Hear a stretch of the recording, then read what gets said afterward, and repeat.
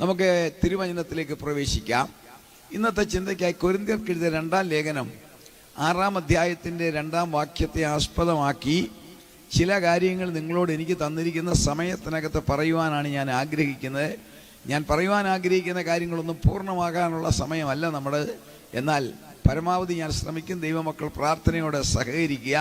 2 കൊരിന്ത്യർ 6-ാം അധ്യായം 2-ാം വാക്യം. പ്രസാദകാലത്ത് ഞാൻ നിനക്ക് ഉത്തരമരുളി, രക്ഷാദിവസത്തിൽ ഞാൻ നിന്നെ സഹായിച്ചു എന്ന് അവൻ അരുളി ചെയ്യുന്നുവല്ലോ. ഇപ്പോൾ ആകുന്നു സുപ്രസാദകാലം, ഇപ്പോൾ ആകുന്നു സുപ്രസാദകാലം, ഇപ്പോൾ ആകുന്നു രക്ഷാദിവസം. പെരുവ നിവാസികളോട് ഞാൻ പറയുന്നു, എന്റെ പ്രഭാഷണം കേൾക്കുന്നവരോട് പറയുന്നു, ഇപ്പോൾ ആകുന്നു സുപ്രസാദകാലം, ഇപ്പോൾ ആകുന്നു രക്ഷാദിവസം. അതിന്റെ അർത്ഥം മനസ്സിലാക്കുമ്പോൾ ഒരു കാര്യമുണ്ട്, ഇപ്പോഴത്തേത് കഴിഞ്ഞാൽ ഇത് രണ്ടും മാറുമെന്ന്. ഇപ്പോഴെന്ന് പറഞ്ഞാൽ നിലവിൽ, അപ്പോൾ ഇത് കഴിഞ്ഞാൽ സുപ്രസാദകാലവും മാറും, രക്ഷാദിനവും മാറുമെന്ന് വളരെ മനോഹരമായി വ്യക്തമായി പരിശുദ്ധാത്മാവ് കാണിക്കുന്നു. ഈ 2025 ജീവിക്കുന്ന, ലോകത്തിലെമ്പാടും കേരളത്തിൽ ജീവിക്കുന്ന നമ്മളെല്ലാവരും ഒരു വിധത്തിൽ വളരെ ഭാഗ്യമുള്ളവരാണ്. കാരണം മനുഷ്യവർഗത്തിന്റെ ചരിത്രത്തിൽ ഇത്രയും സംസ്കാരമേറിയ ഒരു കാലഘട്ടം ഉണ്ടായിട്ടില്ല. ശാസ്ത്രത്തിന്റെ നേട്ടത്തിന്റെ വെള്ളി വെളിച്ചത്തിൽ ജീവിതത്തെയും സകലത്തെയും മധുരമാക്കുവാൻ ഗ്രാമവാസികൾക്കും പട്ടണവാസികൾക്കും രാജ്യഭേദമന്യേ ലോകത്തിൽ എല്ലായിടത്തും ലഭിച്ചിരിക്കുന്ന അവസരങ്ങൾ പരമാവധി ആസ്വദിക്കുന്നവരാ നിങ്ങളും ഞാനും. ഇന്ന് ലോകത്തിൽ ജീവിച്ചിരിക്കുന്ന 800-ൽ പരം കോടി ജനങ്ങളെ ഒറ്റ മാലയ്ക്കകത്ത് ശാസ്ത്രം കൊരുത്തിട്ടിട്ടുണ്ട്. ആ മാലയുടെ പേരാണ് ഇന്റർനെറ്റ്. ആ ഇന്റർനെറ്റിൽ കൂടെ ജീവിതത്തെ കാണുകയും കേൾക്കുകയും അനുഭവിക്കുകയും അറിയുകയും ചെയ്യുന്ന ഒരു നല്ല സമൂഹമാണ് ഇന്നത്തെ മനുഷ്യർ. തീർന്നില്ല, സർവ സ്വാതന്ത്ര്യത്തിന്റെ കാലം. മനോഹരമായി ഇഷ്ടമുള്ള വീടുകൾ വെക്കാം, ഇഷ്ടമുള്ള വസ്ത്രം ധരിക്കാം, ഇഷ്ടമുള്ള ജോലി ചെയ്യാം, ഇഷ്ടമുള്ള ഭക്ഷണം കഴിക്കാം, ഇഷ്ടമുള്ള പോലൊക്കെ ജീവിക്കാം, ഇഷ്ടമുള്ള ദൈവത്തെ ആരാധിക്കാം, ദൈവത്തെ ആരാധിക്കാതിരിക്കാം, ദൈവത്തെ സേവിക്കാതിരിക്കാം, എങ്ങനെയും ജീവിക്കാം. എത്രയും അങ്ങനെ ഒരു സർവ സ്വാതന്ത്ര്യത്തിന്റെ നാടാണ്. വളരെയധികം ഡെവലപ്പ് ചെയ്തൊരു ലോകം. ഓരോ ദിവസവും ഒരു വീടിന്റെ നിലകൾ ഉയരുന്നത് പോലെ കുതിച്ചുയരുകയാണ്. മനുഷ്യർ അതിമാനുഷ്യൻ ആകത്തക്കവണ്ണമുള്ള കാര്യങ്ങളാണ് ചെയ്യുന്നത്. വൈദ്യശാസ്ത്രം ജയത്തിന്റെ കൊടി ഇങ്ങനെ പറപ്പിക്കുകയാണ്. നമ്മുടെ ശരീരത്തിന്റെ അന്തരാവയവങ്ങൾ എന്ന് പറയുന്ന പ്രധാനപ്പെട്ട കിഡ്നിയും ലിവറും ഹാർട്ടും എല്ലാം ഒരു കാറിന്റെ ടയർ ഊരി മാറ്റിയിടുന്ന ലാഘവത്തിൽ പറിച്ചു മാറ്റി വെക്കുന്ന സ്ഥാപനങ്ങൾ കേരളത്തിലെ, ലോകത്തിലെ ഗ്രാമങ്ങളിൽ പോലും ഇല്ലേ? ഒടുവിലായി കഴിഞ്ഞ 10 വർഷമായി ഒരു ഇറ്റാലിയൻ ശാസ്ത്രജ്ഞൻ ഡോക്ടർ സാരിഗോ കോണവറോ വ്യാപകമില്ലാത്ത ഒരു പരിപാടിയാണ്. 2014 മുതൽ അദ്ദേഹം പറഞ്ഞു, ഞാൻ ഈ വർഷം ചെയ്യും, 24 പറഞ്ഞു, ഈ വർഷം 25 പറഞ്ഞു, ഞാൻ തീർച്ചയായിട്ടും ചെയ്യും. അതെന്താണെന്നറിയാമോ? അദ്ദേഹം ചെയ്യാൻ പോകുന്നത് കിഡ്നിയും ഹാർട്ടും ഒന്നുമല്ല, ഹെഡ് ട്രാൻസ്പ്ലാന്റേഷൻ. തല പറിച്ച് മാറ്റി വെച്ച ഒരു ചാക്കോച്ചന്റെ തല വെട്ടിക്കളഞ്ഞിട്ട് കുഞ്ഞമ്മയുടെ തല വെച്ചാൽ എങ്ങനെ ഇരിക്കും ആ പരിപാടി? അതിനും ശാസ്ത്രം ഒരുങ്ങുന്നു. 5.5 കോടി കിലോമീറ്റർ അകലെ ചൊവ്വായിൽ വേറെ ഒരു സാന്ദ്രത, വേറൊരു ആക്ഷൻ. അവിടെ വെള്ളമില്ല, ഈ ചൂടല്ല, ഓക്സിജൻ ഇല്ല. അവിടെ അതിമനോഹരമായ ബെഡ്റൂമും പാൻട്രിയും പണിത് മനുഷ്യനെ മാടി വിളിക്കുന്ന ശാസ്ത്രം. ഉറക്കമില്ലാത്ത ഗ്രാമങ്ങളും പട്ടണങ്ങളും ജീവിതത്തിന്റെ സുഖത്തിനുള്ള സകല സന്നാഹങ്ങളും എല്ലാ വിധത്തിലും സൗകര്യങ്ങളും സുഖവുമുള്ള ഒരു ലോകത്തിൽ ജീവിക്കുന്നു. സർവ സ്വാതന്ത്ര്യം. എവിടെയും സഞ്ചരിക്കാം, എവിടെയും പോകാം, എന്തും വിളിച്ചു പറയാം. യൂട്യൂബ് എടുത്ത് നോക്കിക്കേ, എന്തെല്ലാം അതിനകത്ത് കയറി വരുന്നത്. സർവ സ്വാതന്ത്ര്യം. അങ്ങനത്തെ ഒരു ലോകത്തിൽ ഈ ലോകം ഇങ്ങനെ മാലോകരിങ്ങനെ സന്തോഷിച്ച് നടക്കുമ്പോൾ ഒരു സത്യം വിളിച്ചു പറയാം, ഇതിനൊരു മറുവശമുണ്ട്. ഒരു ഭയങ്കരത വരുന്നു. ആദ്യമായിട്ട് പറയട്ടെ, മനുഷ്യവർഗത്തിനു വേണ്ടി 6000 വർഷങ്ങൾക്ക് മുൻപേ ഏദൻ തോട്ടത്തിൽ ദൈവം സൃഷ്ടിച്ച യാതൊന്നുമല്ല നിങ്ങളും ഞാനും ഭക്ഷിക്കുന്നത്.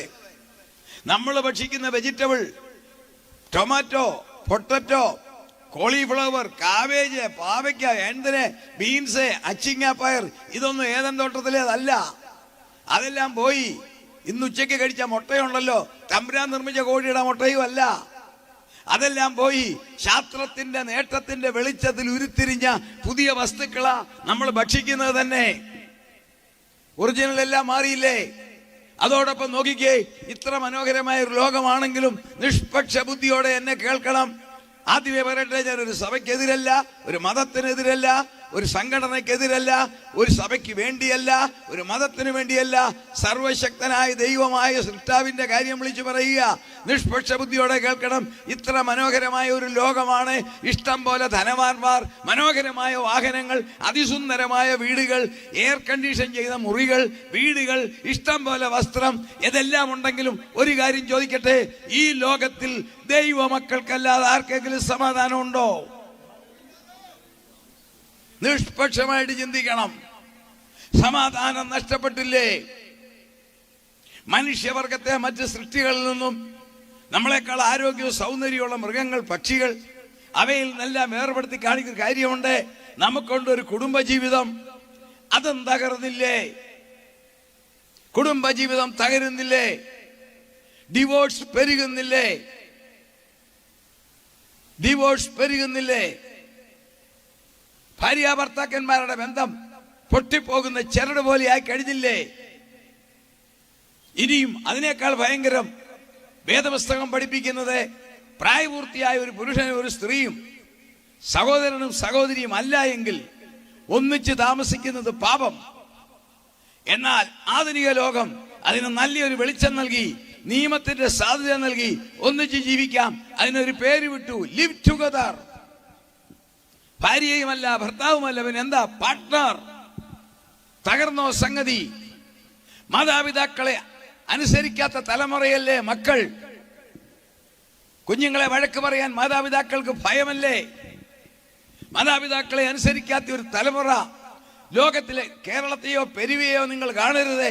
ലോകത്തെ നോക്കിക്കേ, ഇതുപോലെ കുറ്റകൃത്യം പെരുകിയ ഒരു കാലമുണ്ടോ? ഇത്രയും ധനങ്ങളും എല്ലാം ഉണ്ടായിട്ടും ഇതുപോലെ കുറ്റകൃത്യം പെരുകിയ സ്ഥലമുണ്ടോ? വിദ്യാഭ്യാസത്തിന് വല്ല കുറവുണ്ടോ? മുക്കിന് സ്ഥാപനങ്ങളല്ലേ? എന്നിട്ടും മനുഷ്യൻ മ്ലേച്ഛത കാണിക്കുന്നതിന് വല്ല കുറവുണ്ടോ? വാർത്തകൾ വായിക്കാൻ ലജ്ജയല്ലേ? ഇതുപോലെ മദ്യവും മയക്കുമരുന്നും പെരുകിയ ഒരു ലോകമുണ്ടോ? ലോകത്തിലെ ഏറ്റവും വലിയ ബിസിനസ് ഷെയർ ബിസിനസ്സോ കമ്പ്യൂട്ടർ ബിസിനസ്സോ ഒന്നുമല്ല. ഒരു രാജ്യത്തിന് നിയന്ത്രിക്കാൻ മേലാത്ത ഒരു അണ്ടർലൈൻ ബിസിനസ് ഉണ്ട്. ആ ബിസിനസിന്റെ പേരാണ് മയക്കുമരുന്ന് ബിസിനസ്. ആ ലോബിയെ നിയന്ത്രിക്കാൻ അമേരിക്കയ്ക്കോ ഇന്ത്യക്കോ ചൈനയ്ക്കോ ജപ്പാനോ റഷ്യക്കോ സാധിക്കത്തില്ല. അതിങ്ങനെ എഴുതുകയാണ്.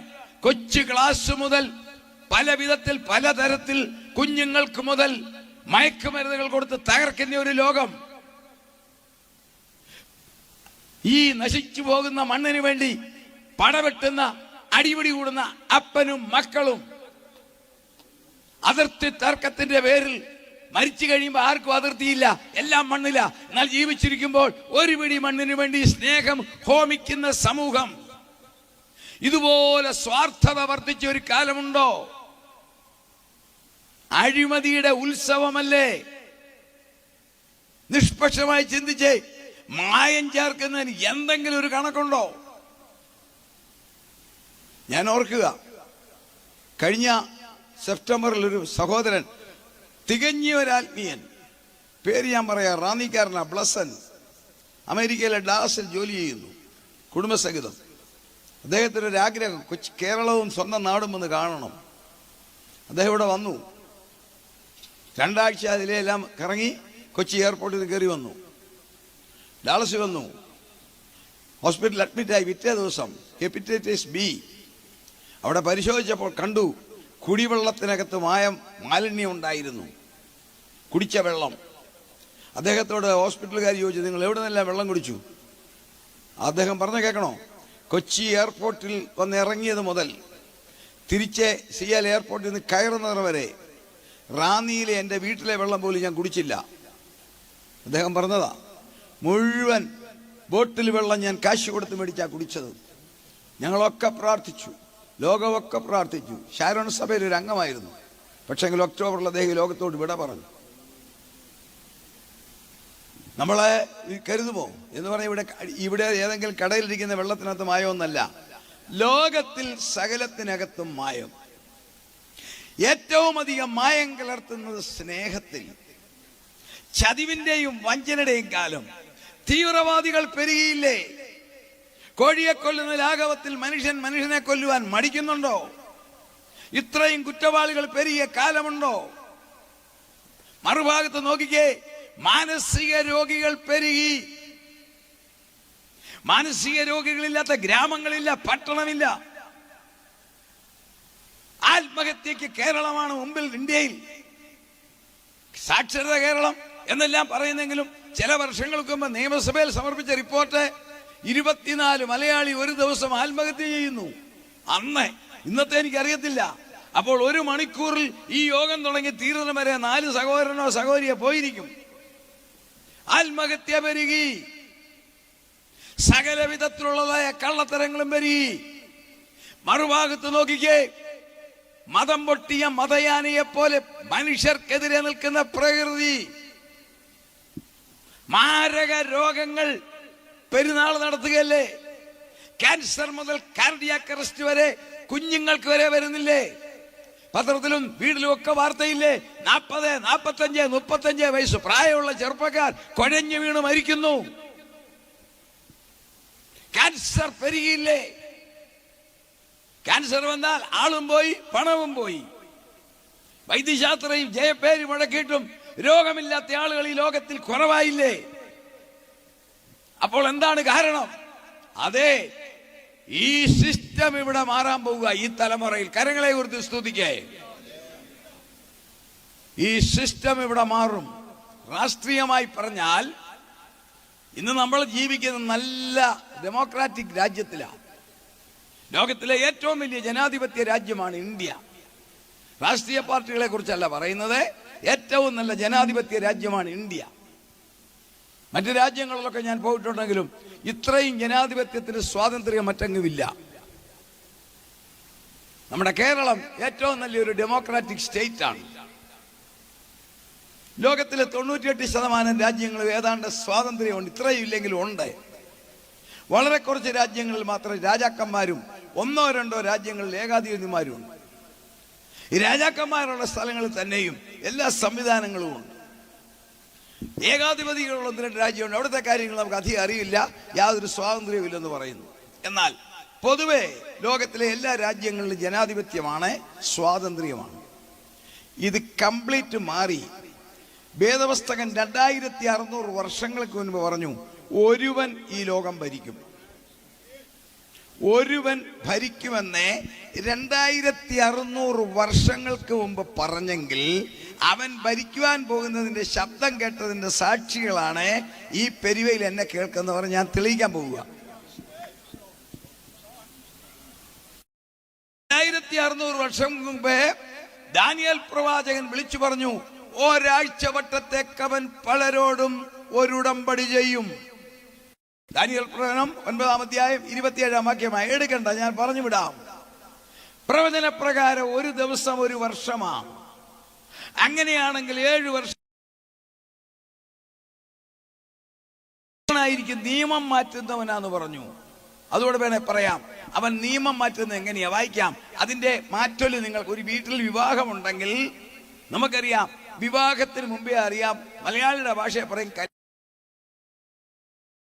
പടിഞ്ഞാറൻ രാജ്യങ്ങളിലും കല്യാണ വീടെന്ന് പറയത്തില്ലെങ്കിൽ കണ്ടാൽ അറിയാം അവിടെ വിവാഹം നടക്കാൻ പോകുന്നത്. കാരണം രാത്രിയിലും പകലും നല്ല പല വിധത്തിലുള്ള ലൈറ്റ്. അമേരിക്കയിലും ഇംഗ്ലണ്ടിലും യൂറോപ്പിലും ഒക്കെ പോയാൽ കാണാം, ചില വീടുകളിൽ ഒത്തിരി നല്ല ലൈറ്റുകൾ ഇങ്ങനെ പ്രകാശിപ്പിക്കുന്നുണ്ട്. മനസ്സിലാക്കിക്കോണത് മരണ വീടല്ല, അത് കല്യാണ വീടാണ്. അങ്ങനെയാണെങ്കിൽ അവൻ ചെയ്യാൻ പോകുന്ന നിയമത്തിന്റെ ആരംഭം കുറിച്ചോ ഇല്ലയോ? ദാനിയേൽ പ്രവചനം 7-ാം അധ്യായം 25-ാം വാക്യം വായിക്കാം. ആ ഒറ്റ വാക്യത്തിൽ നിങ്ങൾക്ക് വ്യക്തമാകും അവൻ വരുന്നതിന്റെ ശബ്ദം. ദാനിയേൽ അവൻ അത്യുന്നതനായവന് 9-ാം അധ്യായം 7-ാം അധ്യായം 25-ാം വാക്യം. അവൻ അത്യുന്നതനായവന് വിരോധമായി. ദൈവമക്കളുടെ ഭാഷ പറയുക. അവനെന്ന് പറഞ്ഞ എതിർ ക്രിസ്തു, ആന്റി ക്രൈസ്റ്റ്, സാത്താൻ, മൃഗം, കള്ളപ്രവാചകൻ, സാത്താൻ, പല പേരുകളുണ്ട്. തിന്മയുടെ ഇതൊക്കെയാണ് അവന്റെ പേര്.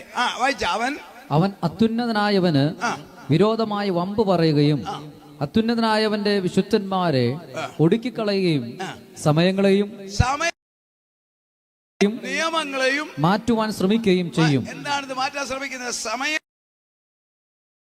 സൂര്യൻ രാവിലെ 6 മണിക്ക് എല്ലാ രാജ്യത്തും ആവറേജ് ഉദിക്കുന്നെങ്കിൽ അവൻ ഭരിക്കുമ്പോൾ സൂര്യൻ 1/3 ശക്തി പോയതിനാൽ രാവിലെ 9-9:30 നേരം വെളുക്കുന്നു.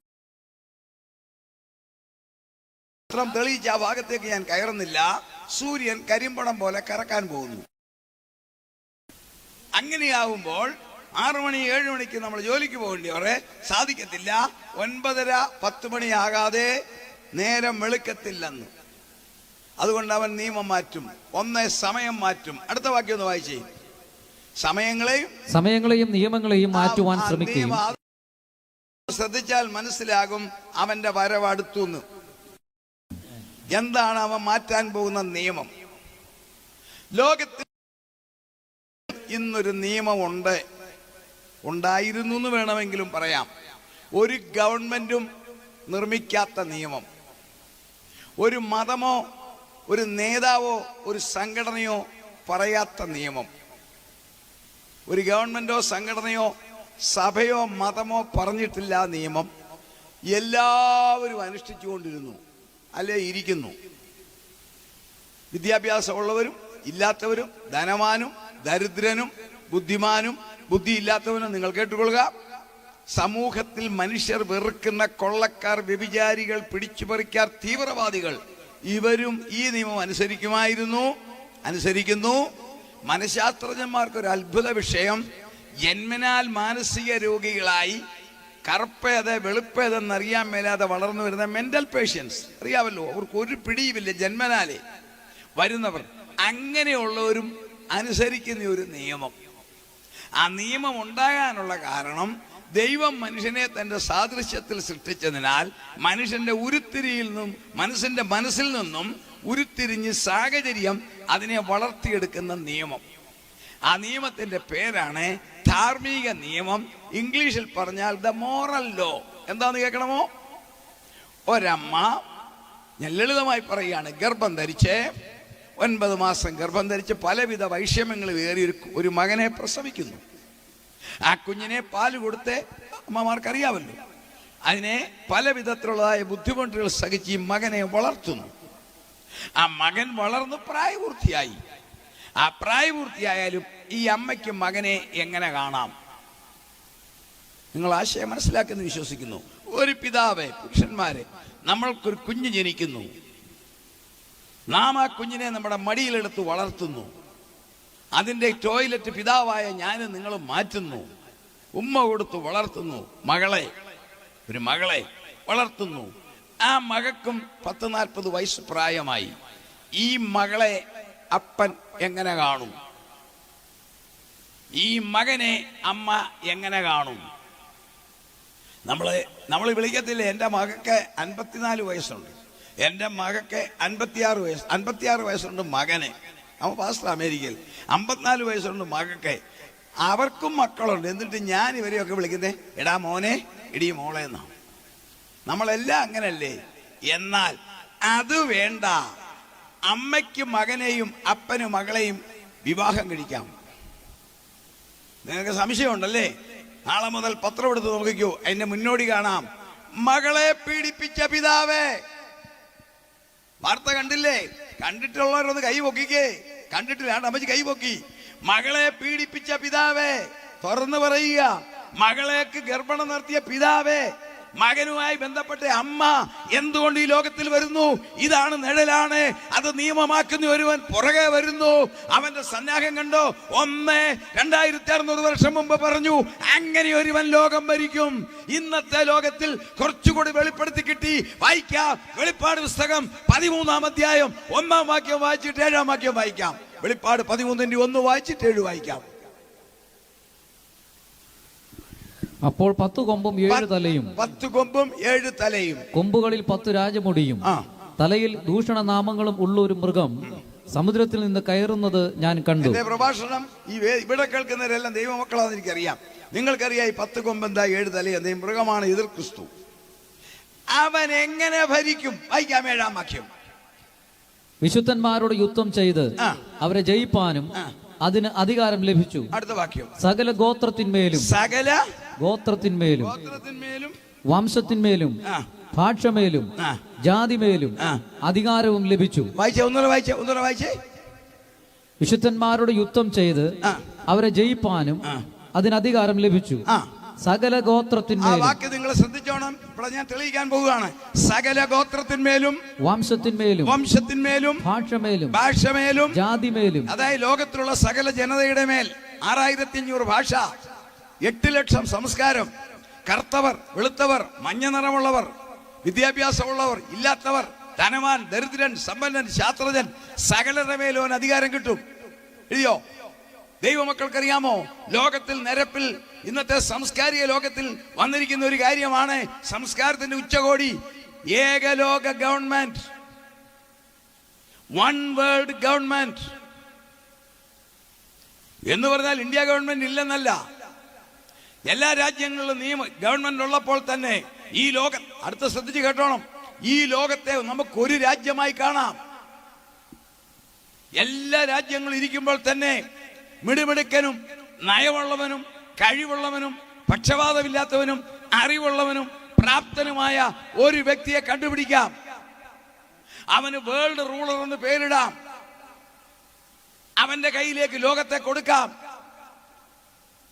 ഇത് ലോകത്തിൽ തുടങ്ങിയെങ്കിൽ ഈ ഇരിക്കുന്ന നിങ്ങളും ഞാൻ സാക്ഷി. 2025 ജാനുവരി 23 നിങ്ങളുടെ വീട്ടിൽ പേപ്പർ ഉണ്ടെ പോയി എടുത്ത് നോക്കിക്കൊള്ളുക. 24-ാം തീയതി പേപ്പറിൽ വരും. ലോകത്തിലെ മിക്ക സോഷ്യൽ മീഡിയയിലും വാർത്തകൾ വന്നു. നമ്മുടെ മലയാള മനോരമയിൽ എഴുതിയ ഹെഡിങ് അതിരുകളില്ലാത്ത ലോകം. അവരുടെ ഹെഡിങ്. സംശയമുള്ളവരുണ്ടെങ്കിൽ എന്റെ കയ്യിൽ കട്ടിങ് ഇരിപ്പുണ്ട്, ഞാൻ കാണിക്കാം. എന്താണെന്നറിയാമോ? സ്വിറ്റ്സർലൻഡിലെ ജനീവയിൽ വെച്ച് ലോകരാഷ്ട്ര തലവന്മാർ ഒരു ഉടമ്പടിയിൽ ഒപ്പുവെച്ചു. ഏതെല്ലാം രാജ്യങ്ങൾ അവിടെ വെളിപ്പെടുത്തിയിട്ടില്ല. ലോകരാഷ്ട്ര തലവന്മാർ ഒപ്പുവെച്ചതിന്റെ കർമ്മം 1, അതിർത്തിയിൽ നിന്നും പട്ടാളത്തെ പിൻവലിക്കാം. അതിർത്തികളിൽ യുദ്ധം ഒഴിവാക്കാം. എല്ലാ രാജ്യങ്ങളും പറയുക മിലിറ്ററിയെ ഒഴിവാക്കാം. അടുത്തത് കേട്ടോണം, പൗരന്മാർ അങ്ങോട്ടും ഇങ്ങോട്ടും കേറട്ടെ. ഒരു ലോകം കൊണ്ടുവരാം. അതിന്റെ മധ്യസ്ഥത വഹിച്ച യുണൈറ്റഡ് നേഷൻസിന്റെ സെക്രട്ടറി മിസ്റ്റർ ഈവ്ലിൻ നിസി പത്രക്കാരോട് പറഞ്ഞ വാക്കാണ് ഏറ്റവും ശ്രദ്ധേയം. ഈ സൈനിങ് കഴിഞ്ഞപ്പോൾ അദ്ദേഹം പറഞ്ഞു, കേൾക്കണമോ? അടുത്ത തലമുറയ്ക്ക് ഞങ്ങൾ നൽകുന്ന സമ്മാനം. ഗൗരവം മനസ്സിലായോ മാത്യു പക്ഷേ? അടുത്ത തലമുറയ്ക്ക് ഞങ്ങൾ നൽകുന്ന സമ്മാനം ഒരു ലോകമായിട്ട് വരാം. അപ്പോൾ ഒരുവൻ ഈ ലോകത്തെ നിയന്ത്രിക്കും. അതിന്റെ ബാക്കിക്കാര്യം ഞാൻ പുറകെ പറയാം. ഒരുവൻ ഈ ലോകത്തെ നിയന്ത്രിക്കും. പക്ഷെ അതിനു മുമ്പ് ഒരു സംഭവം നടക്കും. അതിനാ ഇവിടെ കൂടിയിരിക്കുന്നത്. നമുക്ക് ചിന്തിക്കാം. മനോഹരമായ ഗാനങ്ങൾ പാടുന്ന ഗായകസംഘ ഇപ്പോൾ അവർ പാട്ട് പാടുമ്പം നമുക്ക് സ്തോത്രകാഴ്ച ഇടണം. ഞാൻ അതിഥി പ്രാസംഗികനാ. സ്തോത്രകാഴ്ചയെ കുറിച്ച് എനിക്ക് പറയേണ്ട കാര്യം ഒന്നുമില്ല. എങ്കിൽ ഞാൻ ഒരു കാര്യം പറയാം, ദൈവമക്കളോട് മാത്രം. നമ്മൾ കൊടുക്കുന്ന പണം സ്വർഗത്തിൽ എഴുതും. തോമസ് മാമൻ എത്ര കൊടുത്തെന്ന് എഴുതും എന്ന് ഞാൻ വിശ്വസിക്കുന്നു. എന്ന് ഞാൻ പേന കൊണ്ട് എഴുതുമെന്നല്ല, ദൈവത്തിന്റെ പരിജ്ഞാനത്തിൽ എഴുതും. പെരുവ കൺവെൻഷന് പോയി തോമസ് മാമൻ എത്ര കൊടുത്തു, ഇപ്പുറത്തെ തമ്പുരാൻ എഴുതും എത്ര കൊടുക്കാൻ സാധ്യത ഉണ്ടായിരുന്നു, അതിലെത്ര വെട്ടിപ്പിടിച്ചു. തീർച്ചയാ തോമസ് എൻ്റെ പേരാ ഞാൻ പറയുന്നത്. ഞാനിവിടെ അതിഥി പ്രസംഗനാ. ഇവിടെ വന്ന് താന്ന് കയ്യും താത്തിരുന്നാൽ മതി, എൻ്റെ അടുക്ക പാത്രം കൊണ്ടുവരികയില്ല. പക്ഷെ പരിശുദ്ധാത്മാ പറയും, നിനക്ക് എത്ര കൊടുക്കാൻ ഒക്കുമായിരുന്നു, എത്ര കൊടുത്തു. ദൈവമക്കൾ കരങ്ങളെ കുറിച്ച് സന്തോഷത്തോടെ സ്തുതി ചെയ്യും. അതുകൊണ്ട് ഈ അനുഗ്രഹീതനായ ദൈവദാസൻ ഒരു സഭയുടെയോ സംഘടനയോ സപ്പോർട്ടില്ലാതെ വിശ്വാസത്താൽ നടത്തുമ്പോൾ അദ്ദേഹത്തിന് ഒരു സാമ്പത്തിക ബാധ്യത വന്നാൽ നമ്മളോട് കർത്താവ് കണക്ക് ചോദിക്കും. അതുകൊണ്ട് അടുത്ത പാട്ട് പാടുമ്പോൾ എത്ര കൊടുക്കാൻ സാധ്യതയുണ്ടെന്ന് സ്വർഗത്തിനറിയാം, നിങ്ങൾക്കും അറിയാം, എനിക്കും അറിയാം. അതനുസരിച്ച് കൊടുക്കുക. സാധ്യതയില്ല അതൊരു കൊടുക്കുകയും ചെയ്യുന്നതേ കർത്താവ് സഹായിക്കും. സ്തോത്ര കാഴ്ച എടുക്കുവാൻ ഉത്തരവാദിത്തപ്പെട്ടവർ എത്രയും വേഗം മുൻപോട്ട് കടന്നു വരേണ്ടതാണ്. ആ സന്ദർഭത്തിൽ കൊയർ ഒരു ഗാനം ആലപിക്കും. നമ്മുടെ ബഹുമാന്യ പാസ്റ്റർ സ്തോത്ര കാഴ്ചയെക്കുറിച്ച് പറഞ്ഞതുകൊണ്ട് ഞാനൊന്നും തന്നെ പറയുവാൻ ആഗ്രഹിക്കുന്നില്ല. ഈ സുവിശേഷ പ്രവർത്തനങ്ങളുടെ പിന്നിൽ ഒരുപാട് അധ്വാനമുണ്ട്, ഒരുപാട് പ്രയത്നമുണ്ട്, ഒരുപാട് ചെലവുണ്ട്. സ്വർഗരാജ്യത്തിന്റെ വിസ്തുതിക്ക് വേണ്ടി നമുക്കാകുവോളം കൈത്താങ്ങൽ കൊടുക്കുവാൻ ഇന്ന് രാത്രി കർത്താവ് കൃപ നൽകട്ടെ. നമുക്ക് ചേർന്ന് പാടി ആരാധിക്കാം. അപ്പോൾ തന്നെ സ്തോത്ര കാഴ്ചയും അർപ്പിക്കാം. കർത്താവ് നമ്മെ അനുഗ്രഹിക്കട്ടെ.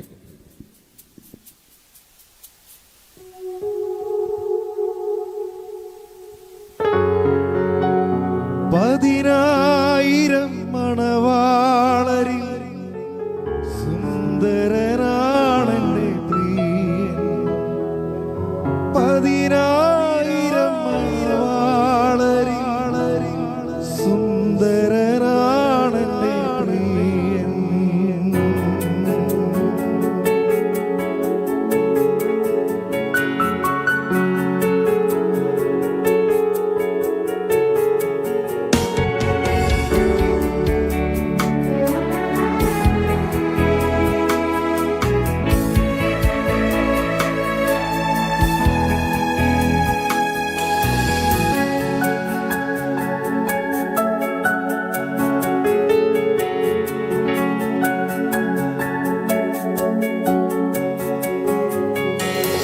നല്ലോരിൻ സുന്ദരിയേ,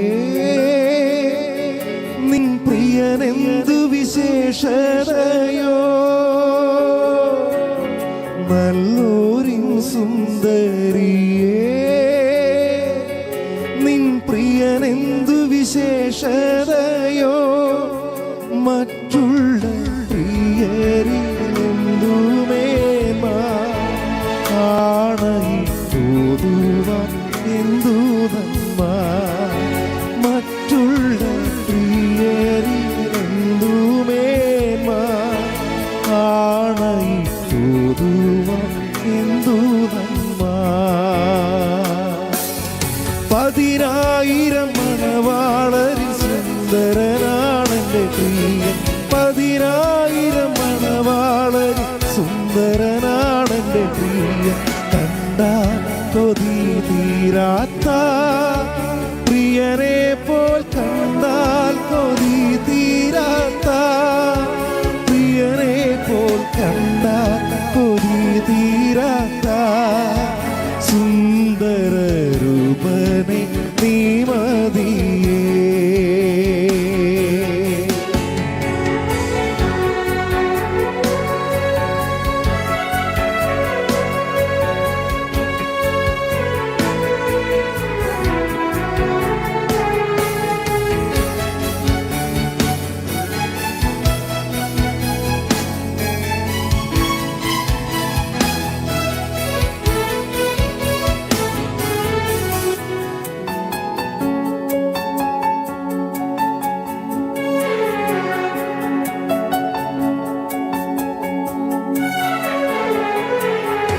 നിൻ ശിരസ്സു മെച്ചമാ ഉള്ള തങ്കം കൊണ്ടുള്ളതുത്താ.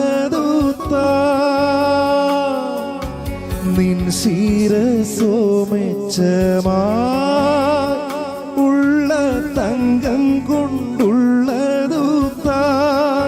കുറുനിരകൾ കാക്കയെ പോൽ കറുത്തും ഭംഗിയിലാകെ ചുരുണ്ടതുമാ. കുറുനിരകൾ കാക്കയെ പോൽ കറുത്തും ഭംഗിയിലാകെ ചുരുണ്ടതുമാ. പതിനായിരം മണവാളരിൽ സുന്ദരനാണെന്റെ പ്രിയൻ. പതിനായിരം മണവാളരിൽ സുന്ദരനാണെന്റെ പ്രിയൻ. കണ്ടാൽ കൊതി തീരാത്ത പ്രിയനെ പോൽ, കണ്ടാൽ കൊതി തീരാത്ത പ്രിയനെ പോൽ, കണ്ടാൽ കൊതി തീരാത്ത സുന്ദര രൂപനെ നീ മതിയേ.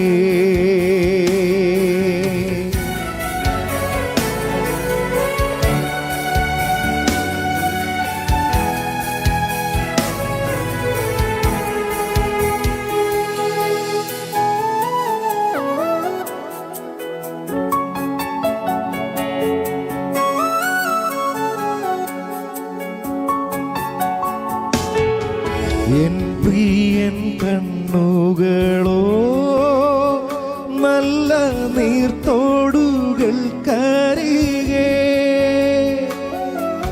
എൻ പ്രിയൻ കണ്ണുകളോ നല്ല നീർത്തോടുകൾ കരികെ ഉള്ള പ്രാവിൻകൾ തുല്യമേ നന്നായി പാലിൽ കഴുകിയതും ഉള്ള പ്രാവിൻ കണ്ണുകൾ തുല്യമേ നന്നായി പാലിൽ കഴുകിയതും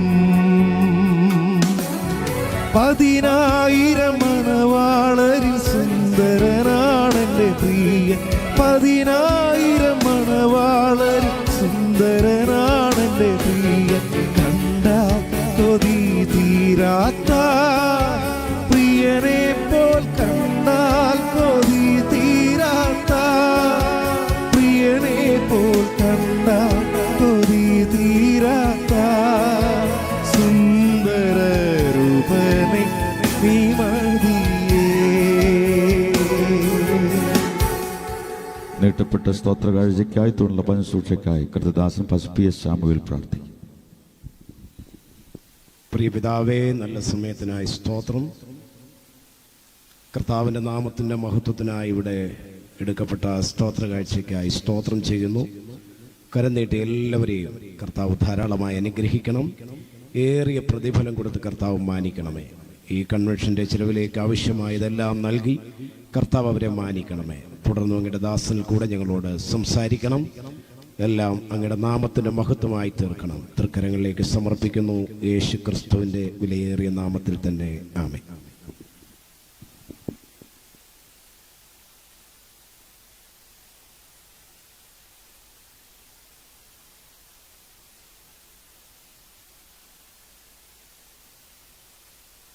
നമുക്ക് വേഗം നമ്മുടെ വചന ശുശ്രൂഷയിലേക്ക് പ്രവേശിക്കാം.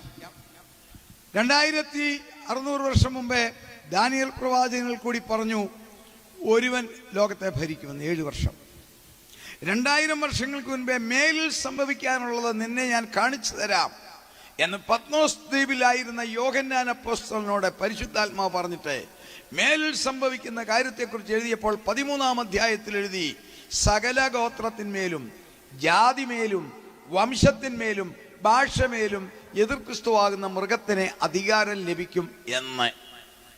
അധികാരം ഏറ്റെടുക്കുന്നതിൻ്റെ മുന്നോടിയായി ലോകത്തിലെ ആധുനിക ലോകത്തിൽ ബുദ്ധിയും സംസ്കാരവും ശാസ്ത്രവും നിറഞ്ഞ ഈ ലോകത്തിൽ ഏകലോക സിസ്റ്റത്തെക്കുറിച്ചുള്ള ചിന്ത ബുദ്ധിജീവികൾക്ക് വന്നു. അപ്പോൾ തന്നെ ലോകത്തിന്റെ പാർലമെന്റ് എന്ന് പറയുന്ന യുണൈറ്റഡ് നേഷൻസ് പറയുന്നത് നല്ലതെന്ന്. വീണ്ടും 2025 എന്ന് പറഞ്ഞ പുതിയ വർഷം ആരംഭിച്ചപ്പോൾ സ്വിറ്റ്സർലൻഡിൽ വെച്ച് നടന്ന ഉടമ്പടിയിൽ ലോകരാജ്യങ്ങൾ ഒപ്പുവെച്ചു, അതിർത്തികൾ മാറ്റാം, ജനങ്ങൾ യഥേഷ്ടം സഞ്ചരിക്കട്ടെ എന്ന് പറഞ്ഞപ്പോൾ അതിന്റെ കാർമ്മികത്വം വഹിച്ച യുണൈറ്റഡ് നേഷൻസിന്റെ സെക്രട്ടറിമാരിൽ ഒരാളായ മിസ്റ്റർ ഈവ്ലിൻ ന്യൂസി പറഞ്ഞു, ഇത് അടുത്ത തലമുറയ്ക്കുള്ള സമ്മാനം. ഇത്രയും കാര്യങ്ങൾ നടന്നെങ്കിൽ ഇവൻ വരുന്നതിന്റെ റിഹേഴ്സലും നടന്നു. ഞാനും നിങ്ങളും ഇന്ന് ഈ ലോകത്തിൽ ജീവിക്കുന്നതിനാൽ നമ്മളും അതിനകത്ത് പങ്കെടുക്കേണ്ടത് വന്നു. അത് ഞാൻ പുറകെ പറയാം. എന്നാൽ അവൻ വരണമെങ്കിൽ അതിനു മുമ്പേ ഒരു സ്വർഗീയ നടപടി ഉണ്ടാവും. ആ നടപടിയെ കുറിച്ച് സംസാരിക്കുക എന്നുള്ളതാണ് ഈ കൺവെൻഷന്റെ ഉദ്ദേശം. കാരണം 6000 വർഷം മുമ്പേ തന്റെ സാദൃശ്യത്തിൽ തന്റെ ശ്വാസത്തിൽ ദൈവം മനുഷ്യനെ സൃഷ്ടിച്ചു. വേദപുസ്തകം നമ്മളെ പഠിപ്പിക്കുന്നു ഒരു സത്യം. സയൻസ് അത് തലകുലുക്കി സമ്മതിക്കുന്നു. അപ്പോസ്തല പ്രവൃത്തികളുടെ പുസ്തകം 17-ാം അധ്യായം 26-ാമത്തെ വാക്യം വായിക്കാം. Book of Acts chapter 17 verse 26 വായിക്കാം. അപ്പോസ്തല പ്രവൃത്തി 17:26. ഭൂതലത്തിലെങ്ങും വസിപ്പാൻ അവൻ ഒരുവനിൽ നിന്ന് മനുഷ്യജാതിയൊക്കെയും ഉളവാക്കി. അപ്പൊ ലോകത്തിൽ നിന്ന് 800 കോടി ജനമുണ്ടെങ്കിൽ വേദപുസ്തകം പഠിപ്പിക്കുന്നു ഒറ്റയപ്പന്റെ മക്കൾ, ആദത്തിന്റെ മക്കൾ. സയൻസും അത് തലകുലുക്കി സമ്മതിക്കും. പല ഭാഷ, പല വൈരുദ്ധ്യങ്ങൾ, പല സംസ്കാരം, പല ജീവിത രീതി, പ്രധാനമായി വെളുപ്പ്, കറുപ്പ്, മഞ്ഞ, ഇളം മഞ്ഞ, ബ്രൗൺ നിറങ്ങൾ എല്ലാം ഉണ്ടെങ്കിലും ഈ മനുഷ്യൻ ഒരപ്പന്റെ മക്കളാണ് സയൻസ് കണ്ടുപിടിക്കാൻ കാരണം.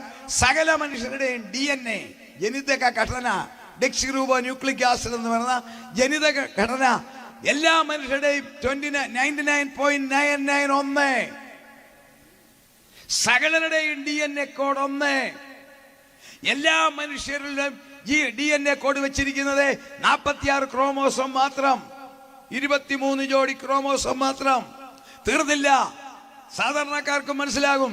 ഉഷ്ണരാജ്യത്തിലും ശീതരാജ്യത്തിലും അത്യുഷ്ണരാജ്യത്തിലും എവിടെ ചെന്നാലും മനുഷ്യന്റെ ബോഡി ടെമ്പറേച്ചർ നോർമൽ 98.4. സായിപ്പ് വെളുത്താണ്ട് 1 ഡിഗ്രി കൂടുതലില്ല, അതുകൊണ്ട് അവന് പനിയാ. 97 ജീവിക്കാനും ഒക്കത്തില്ല. എല്ലാ മനുഷ്യരുടെയും ബോഡി ടെമ്പറേച്ചർ ഒരുപോലെ. എല്ലാ മനുഷ്യരുടെയും പുരുഷന്മാരിൽ നോക്കിക്കേ സിസ്റ്റം, എല്ലാ സ്ത്രീകളിലും കോമണായ എല്ലാം കോമൺ. ഹീമോഗ്ലോബിൻ HB പുരുഷന്മാർക്ക് 12-15, സ്ത്രീകൾക്ക് 10-11. എല്ലാം ഒരുപോലെ എങ്ങനെ വന്നു? എല്ലാവർക്കും ബാല്യം, ശൈശവം, കൗമാരം, ഇല്ലേ, യൗവനം, മധ്യവയസ്ക, വാർദ്ധക്യം, ഇങ്ങനത്തെ സിസ്റ്റം. ആരായാലും അത് തന്നെ. എല്ലാ രാജ്യത്തിലെയും അമ്മമാര് കുഞ്ഞുങ്ങളെ പ്രസവിക്കുന്നു, പാൽ കൊടുത്ത് വളർത്തുന്നു, കമന്ന് വീഴുന്നു, പിടിച്ചിരിക്കുന്നു, നടക്കുന്നു, എല്ലാം ഒരുപോലെ. എല്ലാവർക്കും വിശപ്പ്, ദാഹം, വികാരം, വിചാരം, സന്തോഷം, സങ്കടം. അപ്പൊ ഒരു കാര്യം മനസ്സിലായി, ഇതൊറ്റയപ്പന്റെയാ. അങ്ങനെ ചെയ്തെങ്കിലും നമുക്കറിയാം, തിന്മയുടെ ശക്തി പ്രവേശിച്ച് അനുസരണക്കേട് കാണിച്ചപ്പോൾ മനുഷ്യന്റെ തേജസ് പോയി, പാവിയായി.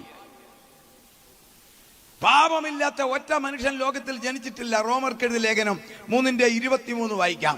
റോമർക്കെഴുതിയ ലേഖനം 3:23. ഒരു വ്യത്യാസവും ഇല്ല.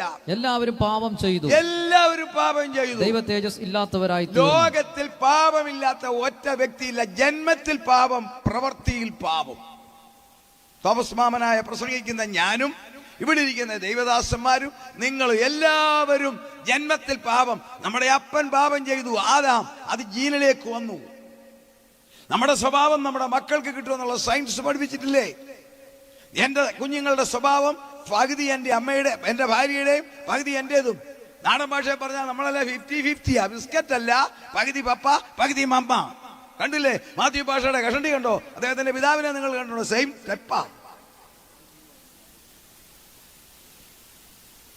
അപ്പോൾ പാപവും കിട്ടി, അതിൻ്റെ കൂടെ പാപവും ചെയ്തു. പാപം ചെയ്താൽ മനുഷ്യൻ ദൈവം മനുഷ്യനെ സൃഷ്ടിച്ച് ഇവിടെ തീരാനല്ല, സ്വർഗത്തിൽ കൊണ്ടുപോകാനാ. ഇതൊരു നേഴ്സറി പോലെ ഇവിടെ വളർത്തി തമ്പുരാൻ ഇവിടെ ആയുസ് നിശ്ചയിച്ചു. ആയുസ് കഴിയുമ്പോൾ ഈ ശരീരം മണ്ണിലേക്ക് പോകണം, ആത്മാവ് ദൈവസന്നിധിയിൽ സ്വർഗത്തിൽ ചെല്ലണം. ഇതായിരുന്നു പ്ലാൻ. എന്നാൽ പാപം ചെയ്തപ്പോൾ ആ പരിപാടി തീർന്നു. സ്വർഗത്തിൽ പോകാനൊക്കത്തില്ല. കാരണം പാപം ചെയ്യുന്നവൻ മരിക്കും. അപ്പോൾ ദൈവം സർവശക്തനാണ്. വേണമെങ്കിൽ ഈ മനുഷ്യവർഗത്തെ അങ്ങ് ക്യാൻസൽ ചെയ്തിട്ട് വേറൊന്നിനെ സൃഷ്ടിക്കായിരുന്നു, അല്ലേ? ഒന്ന് ചിന്തിച്ചു നോക്കിക്കേ. ഒരു സാധനം മോശമായാൽ നമ്മൾ കളയും. ഇന്ന് രാവിലെ വീട്ടിൽ എൻ്റെ ഭാര്യ ദോശ ഇടാമെന്ന് പറഞ്ഞു, പപ്പ ഇച്ചിരി പുളിച്ചു പോയി. ഞാൻ പറഞ്ഞു കളഞ്ഞേക്കാൻ പറഞ്ഞു. അത് ചുടണ്ട. നമ്മളൊക്കെ അങ്ങനല്ലേ? അപ്പൊ മനുഷ്യൻ പാപത്തിൽ പുളിച്ചപ്പോൾ തമ്പുരാൻ കളഞ്ഞിട്ട് വേറെ ദോശ ഇടായിരുന്നു. നല്ല ഒന്നാം തരം അടിപൊളി ദോശ. പാപം ചെയ്യാത്ത മനുഷ്യനെ തമ്പുരാൻ പറഞ്ഞു അത് പറ്റത്തില്ല, ഇതെന്റെ ശ്വാസത്തിൽ സൃഷ്ടിച്ചതാ, ഇത് ഞാൻ ക്ലീൻ ചെയ്യും. അങ്ങനെ ക്ലീൻ ചെയ്യാൻ ഒരു മാലാഖയെ ഇങ്ങോട്ട് അയച്ചില്ല. ഒരു മാലാഖയല്ല ഇങ്ങോട്ട് അയച്ചതേ. ദൈവത്തിന്റെ ആ സ്നേഹത്തിന്റെ ശക്തി കണ്ടോ? ഞാൻ ചോദിക്കട്ടെ, എന്റെ ഫ്രണ്ടിലിരിക്കുന്ന അമ്മച്ചിമാരെ, സഹോദരന്മാരെ, നമ്മൾ നമ്മുടെ വീടിന്റെ മുറ്റത്ത് നിൽക്കുന്നു, അല്ലെ നമ്മുടെ വീടിന്റെ വരാന്തയിൽ നിൽക്കുന്നു. നമ്മൾ ആരോ വിരുന്നുകാർ വന്നു, അല്ലെ മാത്യു പാസ്റ്റർ വന്നു, സംസാരിച്ചോണ്ടിരിക്കുന്നു. നമ്മുടെ മഴ പെയ്യുന്നു. നമ്മുടെ വീട്ടിലെ ഒരു കുഞ്ഞ് മുറ്റത്ത് പോയി വീണ് മഴയത്ത് കിടക്കുന്നു. ഏതെങ്കിലും വീട്ടുകാരത്തി പറയുവോ ഞാൻ എൻ്റെ സാരി വെള്ളം വീഴും, അയൽവക്കത്തെ കുഞ്ഞമ്മ വന്ന് എടുത്തു തരാൻ പറയുവോ? ഏതെങ്കിലും ഒരു പിതാവ് പറയുവോ എൻ്റെ പാൻസ് എടുക്കാവും, അപ്പുറത്തെ ചാക്കോച്ച എൻ്റെ കൊച്ചൻ വെള്ളത്തിൽ കിടക്കുന്ന എടുക്കാൻ നമ്മൾ ചാടി ഇറങ്ങുവോ? അങ്ങനെ മനുഷ്യരായി നമ്മൾ ചാടി ഇറങ്ങുമെങ്കിൽ നമ്മളെ സൃഷ്ടിച്ചവനാ ദൈവം പറഞ്ഞു, എൻ്റെ സൃഷ്ടി പാപത്തിൽ കിടക്കുന്നതിനാൽ ഞാൻ അവനെ എടുക്കുവാൻ ഞാൻ ഇറങ്ങി വരും. അങ്ങനെ ഇറങ്ങി വന്നതാണ് യഹോവയായ ദൈവം, ഇറങ്ങി വന്നതാണ് യേശു തമ്പുരാൻ. അത് ദൈവം തന്നെയാ, യഹോവയായ ദൈവം തന്നെ. അവൻ ദൈവരൂപത്തിൽ ഇരിക്കെ ദൈവത്തോടുള്ള സമത്വം മുറുകെ പിടിച്ചുകൊള്ളുന്നത് വിചാരിക്കാതെ ദാസരൂപമെടുത്തു. മനുഷ്യ സാദൃശ്യത്തിലായി, വേഷത്തിൽ മനുഷ്യനായി. എന്താ ദൈവമായിട്ട് വരാഞ്ഞ്? നമ്മുടെ സാമാന്യ ബുദ്ധിക്ക് ചിന്തിച്ചേ. മാത്യു പാസ്റ്റർ ഞാൻ അഭിനന്ദിക്കുന്ന ഒന്നാം തരം സ്റ്റേജാണ്. ഇപ്പം തന്നെ നാലും അഞ്ച് ഏറ്റവും ഞങ്ങളൊരു 15 പേര് കൊടുക്കുന്നുണ്ട്. അതിൽ ഏറ്റവും വെയിറ്റ് കുറവുള്ളവനും പ്രായമുള്ളവനും ഞാനാണ്. ബാക്കിയെല്ലാം നല്ല ചെറുപ്പക്കാർ കുട്ടന്മാരാണ്. ഞാൻ മാത്രം 87 കിളവനാണ്. ബാക്കിയെല്ലാം നല്ല മിടുക്കരാ. ഇവരെല്ലാം കൂടെ നിന്നുകൊണ്ട് ഡാൻസ് ചെയ്ത് ആടത്തെ ഈ സ്റ്റേജ് പോകത്തില്ല. നമുക്കറിയാം, അത്ര ഉറപ്പാ. നല്ല സ്റ്റേജാ. എന്നാൽ ഞാൻ ചോദിച്ചോട്ടെ, ഒരാനയും ഇങ്ങോട്ട് കയറ്റി വിടാവൂ? ആന വരും, നാളെ സ്റ്റേജ് ഇവിടെ കാണത്തില്ല. അപ്പോൾ ഒരാനയ്ക്കിതേ വരാൻ മേലെങ്കിൽ ഈ പ്രപഞ്ചത്തെ 10,000 കോടി നക്ഷത്രങ്ങളുള്ള ഈ മിൽക്കി വേ ഉൾപ്പെടെ ആയിരക്കണക്കിന് ഗാലക്സിയുള്ള ഈ പ്രപഞ്ചത്തെ ഉണ്ടാകട്ടെ എന്ന് ഒറ്റ വാക്കിൽ സൃഷ്ടിച്ച ദൈവത്തിന് ആകാരത്തിൽ വന്നാൽ ഭൂമിയില്ല. അതിനാണ് ദൈവം മനുഷ്യനായത്. അത് മതം സ്ഥാപിക്കാനല്ല, സഭ സ്ഥാപിക്കാനല്ല, അതിലൊന്നുമല്ല. പാപത്തിൽ വീണ മനുഷ്യനെ രക്ഷിക്കുവാൻ തന്റെ സ്നേഹം വെളിപ്പെടുത്തി സ്വന്തം രക്തം കാൽവരി ക്രൂശിൽ ഊറ്റിയപ്പോൾ മനുഷ്യൻ പാപത്തിൽ നിന്ന് മാറി. മനോഹരമായ ദൈവത്തിന്റെ സ്നേഹത്തിന്റെ ശക്തി. യേശു തമ്പുരാനെന്ന് പറഞ്ഞാൽ ഒരു മതത്തിന്റെ ദൈവമല്ല, അതൊക്കെ തെറ്റിദ്ധരിപ്പിക്കപ്പെടുന്നതാ. ഒരു സഭയുടെ ദൈവമല്ല, ക്രിസ്ത്യാനികളുടെ സ്വത്തല്ല. മനുഷ്യവർഗത്തിന്റെ പാപത്തിന്റെ ഏക പരിഹാരം വായിക്കാം. 1 യോഹന്നാൻ 1:8 വായിച്ചിട്ട് 1 യോഹന്നാൻ 1:7 വായിക്കണം. ആദ്യമേ 1 യോഹന്നാൻ 1:8, 2 1:7. നമുക്ക് പാപമില്ല എന്ന് നാം പറയുന്നു എങ്കിൽ നമ്മെ തന്നെ വഞ്ചിക്കുന്നു. പാപമില്ലെന്ന് ആർക്കെങ്കിലും പറയാനൊക്കുവോ? ഇല്ല. ഒത്തിരി വിശുദ്ധന്മാർ കൂടി ഒരു പെങ്കൊച്ചിനെ കൊണ്ട് കർത്താവിന് മുമ്പിൽ നിർത്തി. ഒത്തിരി വിശുദ്ധന്മാരായിരുന്നു. എന്നിട്ട് പറഞ്ഞു, കർത്താവേ, പച്ചയ്ക്ക് പച്ച തൊണ്ടി പിടിച്ചു വിചാരം ചെയ്തു. ന്യായപ്രമാണത്തിന്റെ ഇത്രാമത്തെ പേജിന് ഇത്രാമത്തെ ലൈനിൽ എഴുതിയിട്ടുണ്ട്, വിളെ കല്ലെറിഞ്ഞു കൊല്ലണമെന്ന്. നീ എന്നാ പറയുന്നു? കർത്താവ് പറഞ്ഞു, ന്യായപ്രമാണത്തിന് ഇത്രാമത്തെ പേജിൽ എഴുതിയിട്ടുണ്ടല്ലോ, ഒരു കുഴപ്പമില്ല, കല്ലെടുക്കാൻ പറഞ്ഞു. എല്ലാവരും കല്ലെടുത്തപ്പം 1 2 3 അറിയാൻ പോവുക. കർത്താവ് പറഞ്ഞു, കല്ല് കയ്യിലുണ്ടോ? ഉണ്ട്. ഒരു കാര്യം, പാപമില്ലാത്തവന് ഉദ്ഘാടനം ചെയ്യാൻ പറഞ്ഞു. ആദ്യം വന്നവൻ പറഞ്ഞു, എൻ്റെ കൊച്ചിന് സുഖമില്ല, ഞാൻ പോവുക. രണ്ടാമത് വന്നു പറഞ്ഞു, ഭാര്യയെ വിളിക്കുന്നു, പോവുക. എല്ലാം പോയി, ഒറ്റയെണ്ണ അവിടെ വന്നില്ല. എന്താ ഈ പറഞ്ഞപ്പം അവൻ്റെ ഈ കല്ലെറിയാൻ വന്ന പുള്ളികൾ ചെയ്ത പാപമെല്ലാം മുമ്പിൽ വന്നു. അങ്ങനെയാണെങ്കിൽ നമുക്ക് പാപമില്ല എന്ന് നാം പറയുന്നുവെങ്കിൽ നമ്മെ തന്നെ വഞ്ചി. ഇനി 7-ാം വാക്യം വായിക്കാം. അവൻ വെളിച്ചത്തിൽ ഇരിക്കുന്നത് പോലെ നാം വെളിച്ചത്തിൽ നടക്കുന്നുവെങ്കിൽ നമുക്ക് തമ്മിൽ കൂട്ടായ്മയുണ്ട്. അടുത്ത വാക്യം, അവന്റെ പുത്രനായ യേശുവിന്റെ രക്തം, അവന്റെ പുത്രനായ യേശുവിന്റെ രക്തം സകല പാപവും പോക്കി നമ്മെ ശുദ്ധീകരിക്കുന്നു. നമ്മെ ശുദ്ധീകരിക്കും. ദൈവമക്കളെ, ലോട്ടറി അടിക്കുന്നത് ഭാഗ്യമാ, നല്ല ജോലി കിട്ടുന്നത് ഭാഗ്യമാ, വിദേശത്ത് പോകുന്നത് ഭാഗ്യമാ, രാഷ്ട്രീയ സ്ഥാനത്ത് വരുന്ന ഭാഗ്യമാ, മന്ത്രിയാകുന്നത് ഭാഗ്യമാ, എല്ലാം ഭാഗ്യമാ, വാഹനം കിട്ടുന്നത് ഭാഗ്യമാ. എന്നാൽ ആ ഭാഗ്യം മുഴുവൻ ഈ ലോകത്തിൽ തീരുമ്പോൾ ലംഘനം ക്ഷമിച്ചും പാപം മറിച്ചും കിട്ടിയവൻ ഭാഗ്യവാൻ. ബാക്കി ഭാഗ്യങ്ങളൊക്കെ നല്ലതാ, പക്ഷേ ശവപ്പെട്ടിക്കപ്പുറം വരുന്ന ഒറ്റ ഭാഗ്യവും ഈ ഭൂമിയിലില്ല.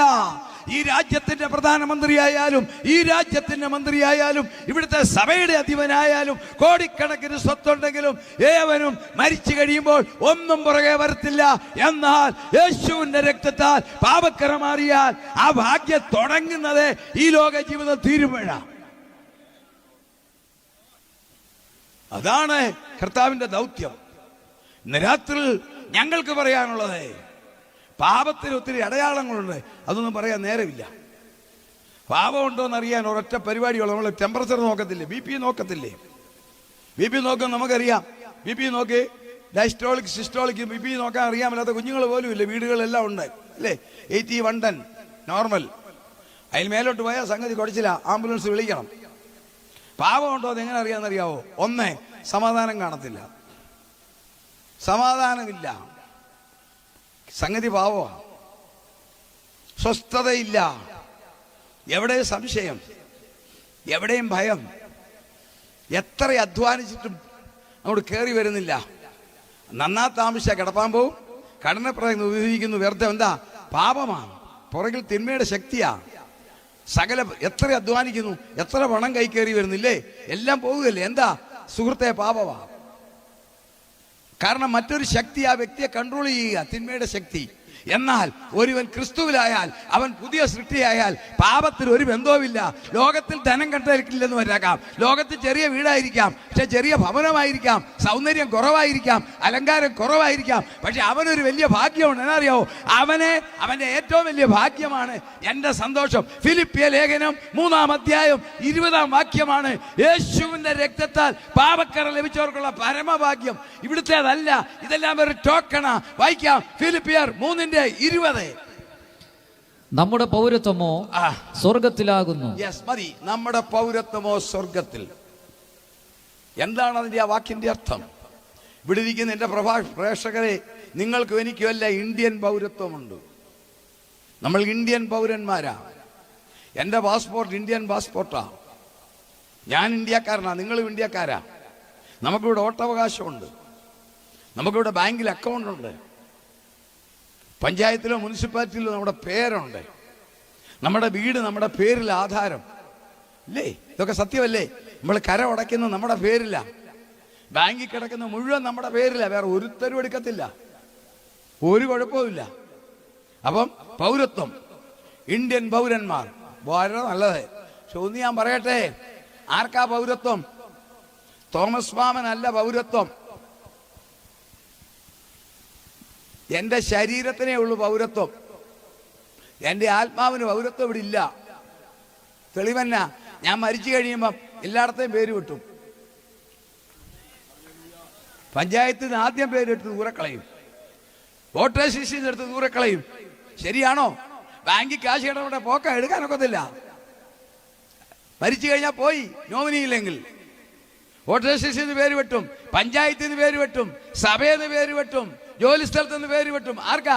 അപ്പൊ പൗരത്വം ഈ ശരീരത്തിന് മാത്രമേ ഉള്ളൂ. എന്നാൽ ഒരുവൻ ക്രിസ്തുവിലായാൽ അവൻ ആരാന്നറിയാമോ? അവന് സ്വർഗത്തിൽ പൗരത്വം. മരിക്കുന്നതാരും മരിക്കും, എപ്പോഴും മരിക്കും.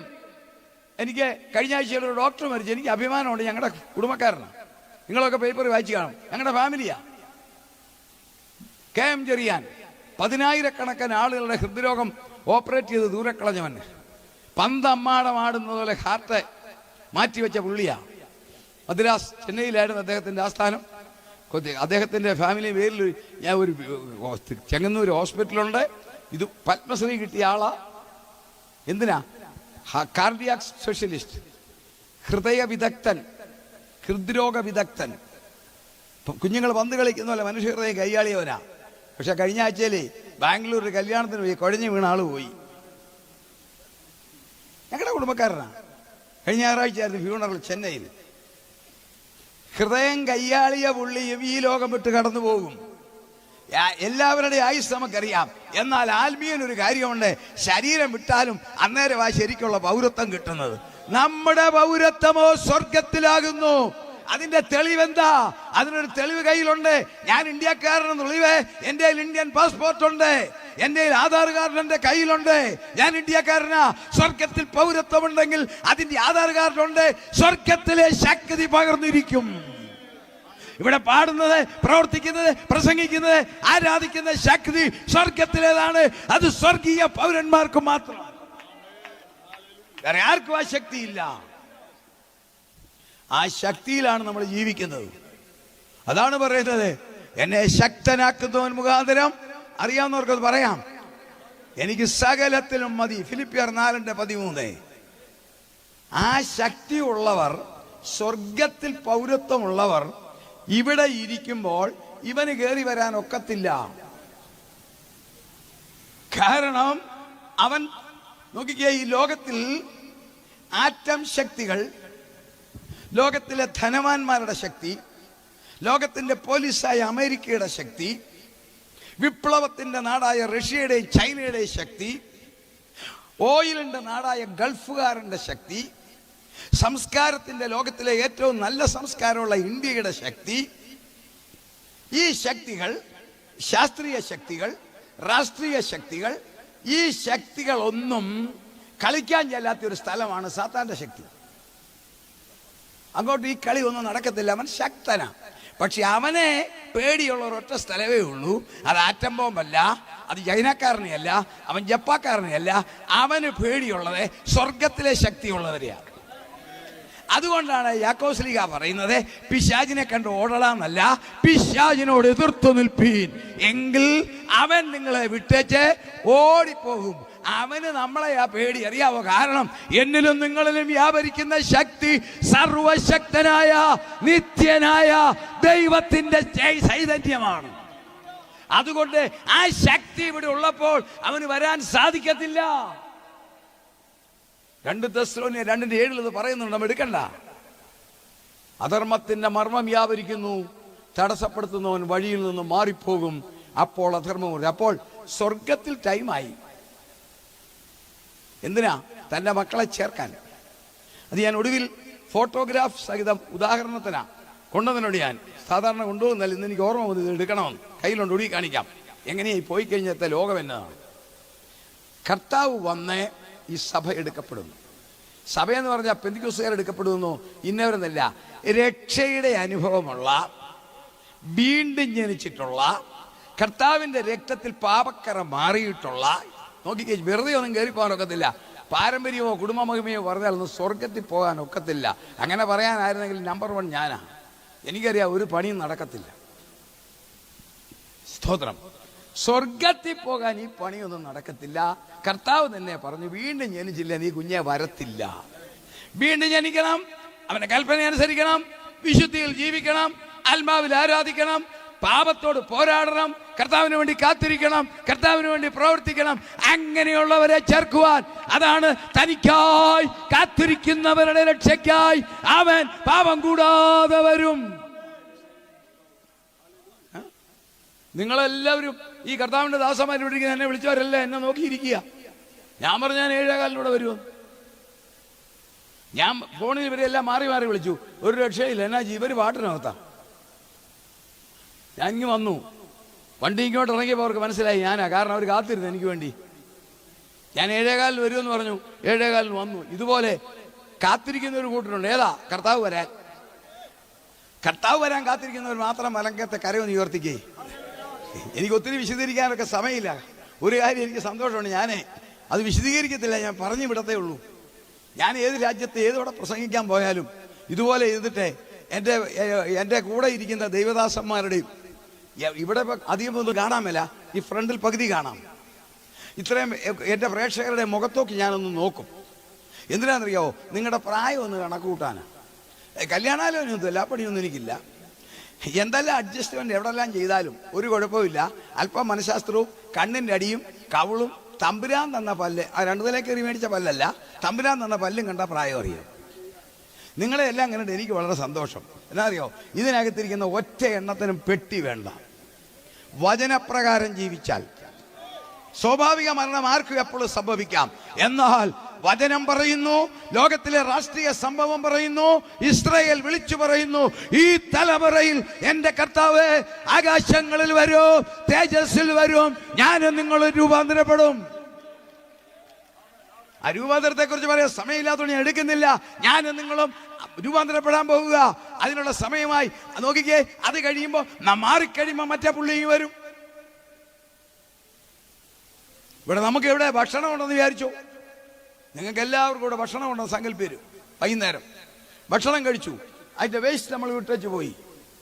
അവിടെ ഇട്ടെന്ന് വിചാരിച്ചു. നമ്മളെല്ലാം പോയി, നമ്മളെല്ലാം മാറിക്കഴിഞ്ഞൊരു കൂട്ടറിങ്ങി വരും. ആരും ക്ഷണിക്കണ്ട, മണം അങ്ങ് ചെല്ലും. ഇല്ല, അറിയത്തില്ലേ മോളെ? ഒരു സാധനം ഇങ്ങ് വരും. അതുപോലെ ഈ ലോകത്തിലെ ഏറ്റവും നല്ലതെന്ന് പറയുന്നത് യേശുവിൽ കൂടി രക്ഷിക്കപ്പെട്ടവർ മാത്രമാണ്. ഏറ്റവും ഭാഗ്യമുള്ളവരാ, അവര് വിശുദ്ധരാ.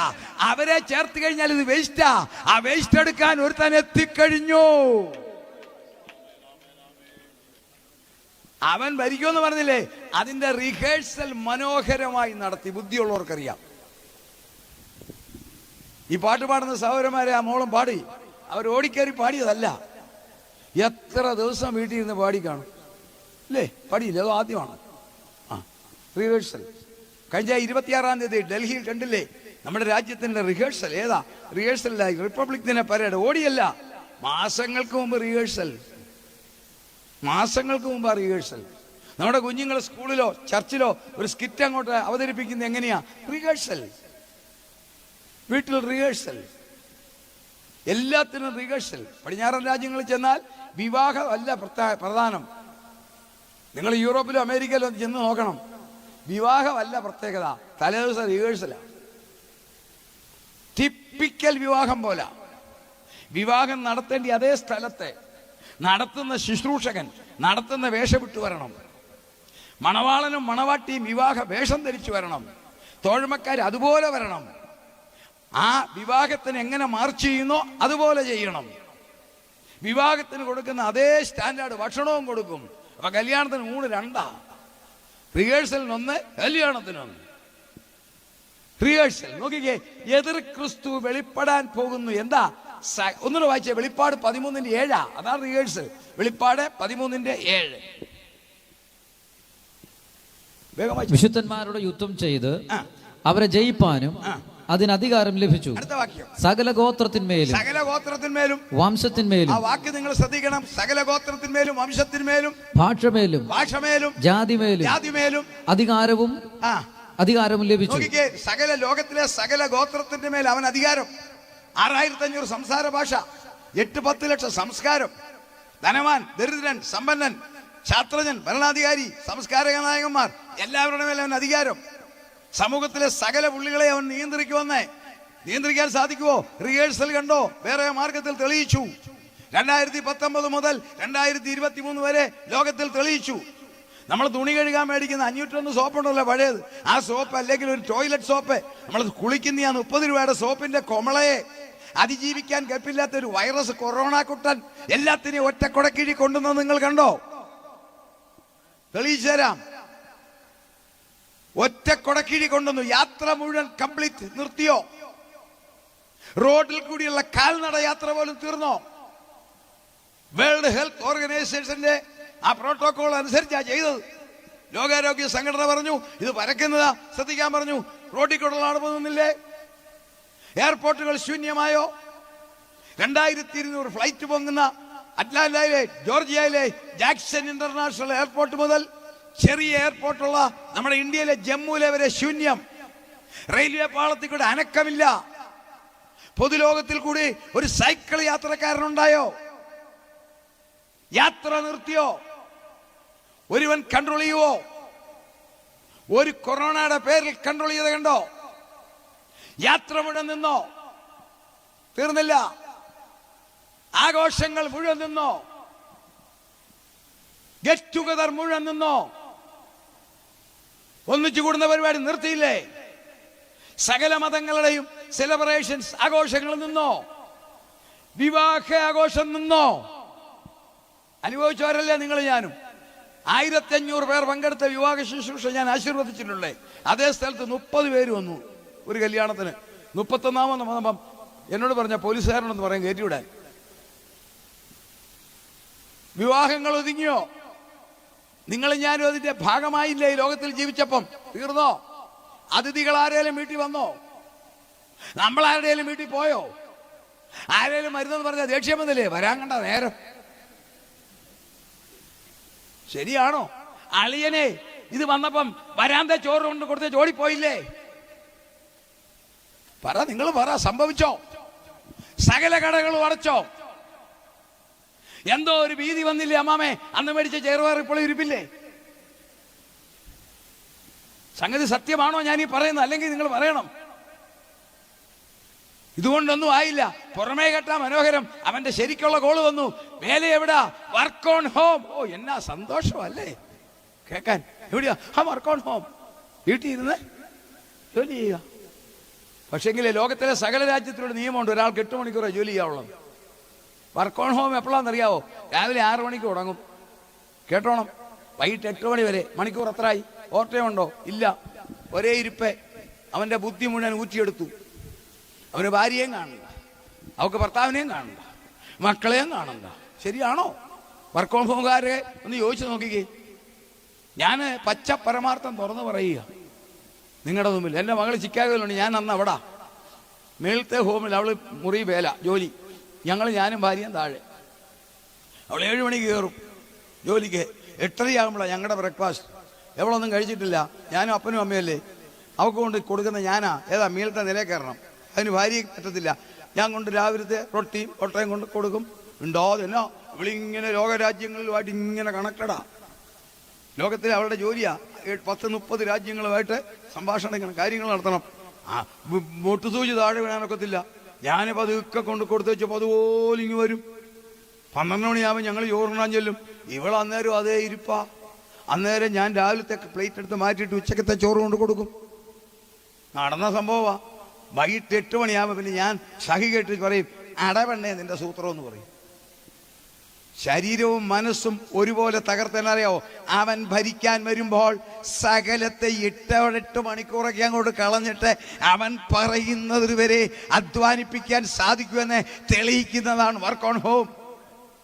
നോക്കിക്കേ, ലോക ചരിത്രത്തിൽ ഇന്ന് വരെ ഉണ്ടാകാത്തൊരു സംഭവം. ഒരൊറ്റ മതത്തിന് ദൈവത്തെ ആരാധിക്കാൻ സാധിച്ചോ? ക്രൈസ്തവ മതം മാത്രമല്ല, സകല ആരാധനാലയങ്ങളും അടച്ചു പൂട്ടിയോ? നിങ്ങൾ വളരെ ഗൗരവത്തിൽ കാണണം. സ്നേഹങ്ങൾ മാറിയോ? അയ്യോ, ഭർത്താവിന്റെ ശവം ഒന്ന് കാണാൻ അനുവദിക്കാതല്ലേ കൊണ്ടിട്ടത്? ഭാര്യ മരിച്ചിട്ട് ഒരു നോക്ക് കാണാൻ അനുവദിച്ചോ? ബന്ധങ്ങൾ മുറിച്ചത് കണ്ടോ? പണം കയ്യിലുണ്ട്. മകൻ ദുബൈയിൽ, അമ്മ കേരളത്തിൽ മരിക്കാൻ ഇഷ്ടം പോലെ പണം. അമ്മ മരിച്ചു, വരാൻ ഫ്ലൈറ്റ് ഇല്ല, തീർന്നോ? ഇതൊക്കെ സത്യമാണോ ഞാൻ ഈ പറയുന്നത്? പ്രിയപ്പെട്ടവനെ, പ്രിയപ്പെട്ടവളുടെ ശവശരീരം നീല പ്ലാസ്റ്റിക് സിപ്പിട്ടിട്ട് കൊണ്ട് കത്തിച്ച് കരിച്ചു കളഞ്ഞപ്പോൾ ദുഃഖത്തോടെ നിന്നവർ ഇന്നും ജീവിക്കുന്നില്ലേ? ഒരു വൈറസ് ലോകത്തിലെ ആളുകളെ മുഴുവൻ ഇങ്ങനെ നിയന്ത്രിക്കാമെങ്കിൽ പരിശുദ്ധാത്മാവ് മാറുന്ന കാലം, വിശുദ്ധന്മാർ മാറുന്ന കാലം, ലോകത്തെ മുഴുവൻ അവൻ പിടിയിൽ ഒതുക്കും. മ്ലേച്ഛതയുടെ ചിറയിൽ ശൂന്യമാക്കുന്നവൻ വരും. ആർക്കും ആരെയും വിവാഹം കഴിക്കാം. അതിന്റെ അടയാളമായി പത്രത്തിൽ കാണുന്ന പീഡിപ്പിച്ചെന്നത്.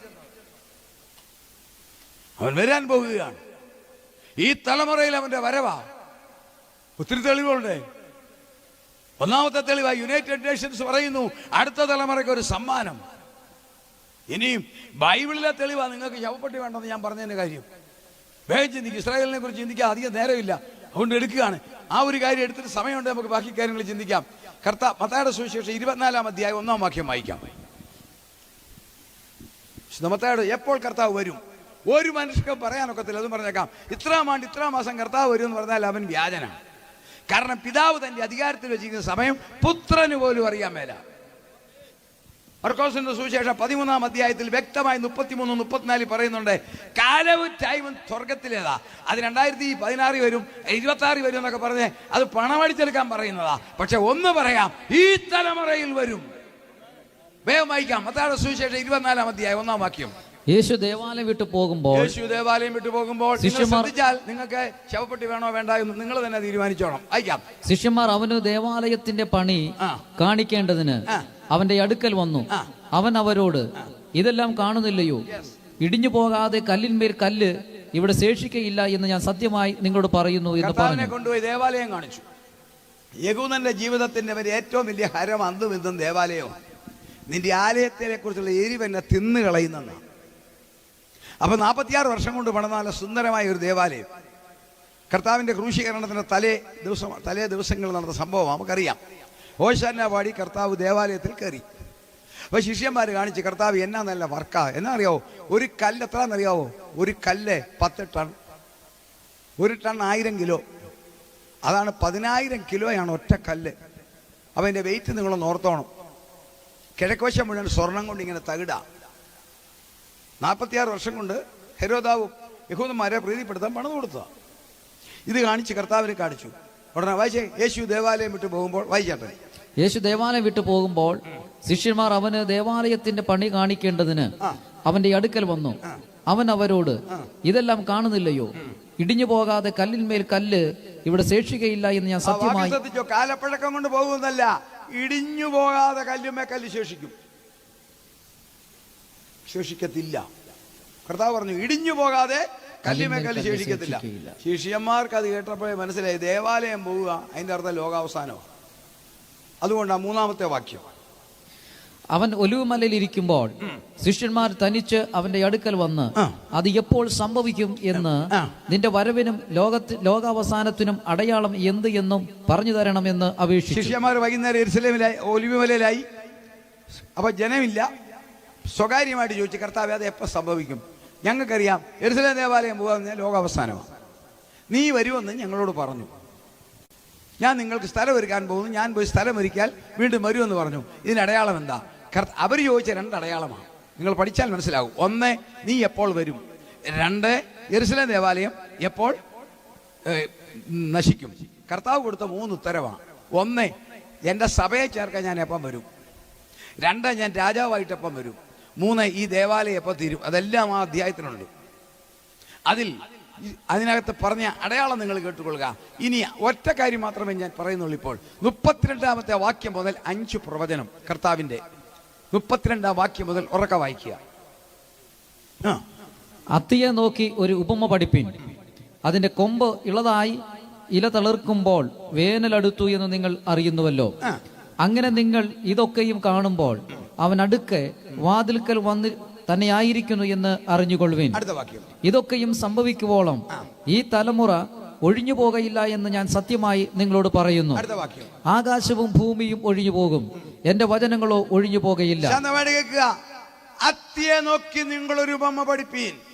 വേദപുസ്തകത്തിൽ തിരുവചനത്തിൽ യഹൂദനെ 3 മരങ്ങളോടാണ്. രാഷ്ട്രീയമായി അത്തി വായിക്കേണ്ട, ഞാൻ പറഞ്ഞുവിടാം, നിങ്ങൾ വീട്ടിൽ പോയി നോക്കിക്കോ. ഹോശയ്യ 9:14 മരുഭൂമിയിൽ അത്തിപ്പഴത്തിൽ തലക്കനി പോലെ നിങ്ങളുടെ പിതാക്കന്മാരെ ഞാൻ കണ്ടു. ആത്മീയമായി മുന്തിരി, ഞാൻ സാക്ഷാൽ മുന്തിരിവള്ളിയും നിങ്ങൾ കൊമ്പുകളും. ധനത്തിലും സൗന്ദര്യത്തിലും ഒലിവ്, നിന്റെ മക്കൾ നിന്റെ മേശയ്ക്ക് ചുറ്റും ഒലിവ് തൈകൾ പോലെ. 128 സങ്കീർത്തനം. ഹോശയ്യ 14 കാണാം. ഒടുവിലത്തെ അധ്യായത്തിൽ കാണാം നിന്റെ സൗന്ദര്യം ഒലിവ് പോലെ. അപ്പോൾ രാഷ്ട്രീയത്തിൽ അത്തി, ആത്മീയത്തിൽ മുന്തിരി, സൗന്ദര്യത്തിലും ധനത്തിലും ഒലിവ്. ഇതിൽ കർത്താവ് രാഷ്ട്രീയം കാണിക്കുകയാണ്. അത്തിയെ നോക്കി നിങ്ങൾ ഒരു ഉപമ പഠിക്കീൻ, അത് തളിർക്കും, ഒരു രാജ്യമാകും. കർത്താവ് ഇത് പറഞ്ഞത് AD 30-ലാണ്. അതിന് 600 വർഷം മുമ്പ് അവരുടെ രാജ്യം പോയി. നമുക്കറിയാം, നെബൂഖദ്നേസർ ചക്രവർത്തി അടിച്ചോണ്ട് പോയി. പിന്നെ അവർക്ക് രാജ്യമില്ല. അവർക്ക് കിട്ടിയത് ഔദാര്യത്താൽ കിട്ടിയത് യെരുശലേം നഗരം മാത്രം. നഗരത്തിന്റെ ഒന്നും ആധിപത്യമില്ല, അവിടുത്തെ ദേവാലയം മാത്രം. കർത്താവിന്റെ പല ഭരണകർത്താക്കൾ വരെ ഭരിച്ചു. അസീറിയൻസ് ഭരിച്ചു, അലക്സാണ്ടർ ചക്രവർത്തി ഭരിച്ചു, ഗ്രീക്ക് രാജാവ് ഭരിച്ചു. കർത്താവിന്റെ കാലം വന്നപ്പോൾ റോമൻ അധിനിവേശം, റോമൻ കൈസറുടെ ഒരു പ്രൊവിഷാണിത്. റോമൻ കൈസറുടെ പ്രൊവിഷയും റോമൻ കൈസർ നേരിട്ട് അയച്ചിരിക്കുന്ന ഗവർണറുമാണ് പൈലറ്റ്. കർത്താവ് പറഞ്ഞു, ഇത് തളർക്കും. ഇത് തളർക്കുമ്പോൾ സംഗതി മാറും. അത്തിയെ നോക്കി നിങ്ങളൊരു ഉപമ പഠിപ്പീൻ. അത് തളർക്കാൽ വേനലെടുത്തു. ആ ആഴ്ചയിൽ ഒരു ദുഃഖകരമായ സംഭവം നടന്നു. കർത്താവിനെ അവർ അറസ്റ്റ് ചെയ്ത് പിടിച്ച് ഏൽപ്പിച്ചു കൊടുത്തു. റോമൻ ഗവൺമെന്റിനൊന്നും താല്പര്യമില്ലായിരുന്നു. മഹാപുരോഹിതന്മാരും പരീശന്മാരും അന്നത്തെ മത നേതൃത്വം ദർശനം നഷ്ടപ്പെട്ടവർ അവരെ വിമർശിച്ചതിനെ യേശുവിനുള്ള വൈരാഗ്യം തീർക്കാൻ കൊണ്ടുപോയി ക്രൂശിക്കാൻ പറഞ്ഞു. ബുദ്ധിമാനാണ്, ഒത്തിരി വിശദീകരിക്കാൻ സാധിക്കത്തില്ല. വളരെ ബുദ്ധിയുള്ളവനാണ് പീലാത്തോസ്. അദ്ദേഹത്തിന് അറിയാതെ നീതി റൈച്ചസ് മാനാണ്. കാരണം അദ്ദേഹം തിരക്കുന്നുണ്ടായിരുന്നു, ഒരു കുഴപ്പമുള്ളവനല്ല. അതിനല്ല, അദ്ദേഹത്തിന്റെ ആ ഭാര്യ, ആ ഉത്തമയായ വനിത അന്ന് രാത്രിയിൽ ആളയച്ചു പറഞ്ഞ് തൊട്ടുപോകരുത്, നീതിമാനാണ്. പീലാത്തോസിന് യാതൊരു സാധിക്കത്തില്ല. ഒടുവിൽ അറ്റ കൈക്ക് പുള്ളി ഈ യേശുവിനെ ക്രൂശീകരണം തന്റെ കയ്യിൽ നിന്ന് മാറ്റാൻ അറ്റ കൈക്ക് ഒരു പരിപാടി പറഞ്ഞു, ഈ നീതിമാന്റെ രക്തത്തിൽ എനിക്ക് പങ്കില്ല.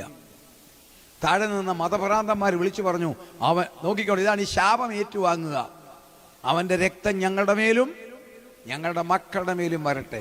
ദൈവദാസന്മാരെയോ ദൈവമക്കളെയോ ശപിക്കുകയോ നിന്ദിക്കുകയോ ചെയ്യുന്നവരുണ്ടെങ്കിൽ പറഞ്ഞേക്കാം, അത് തലമുറകളെ വരെ ബാധിക്കും. എത്ര തെളിവുകൾ വേണമെങ്കിലും ഞാൻ പറയാം.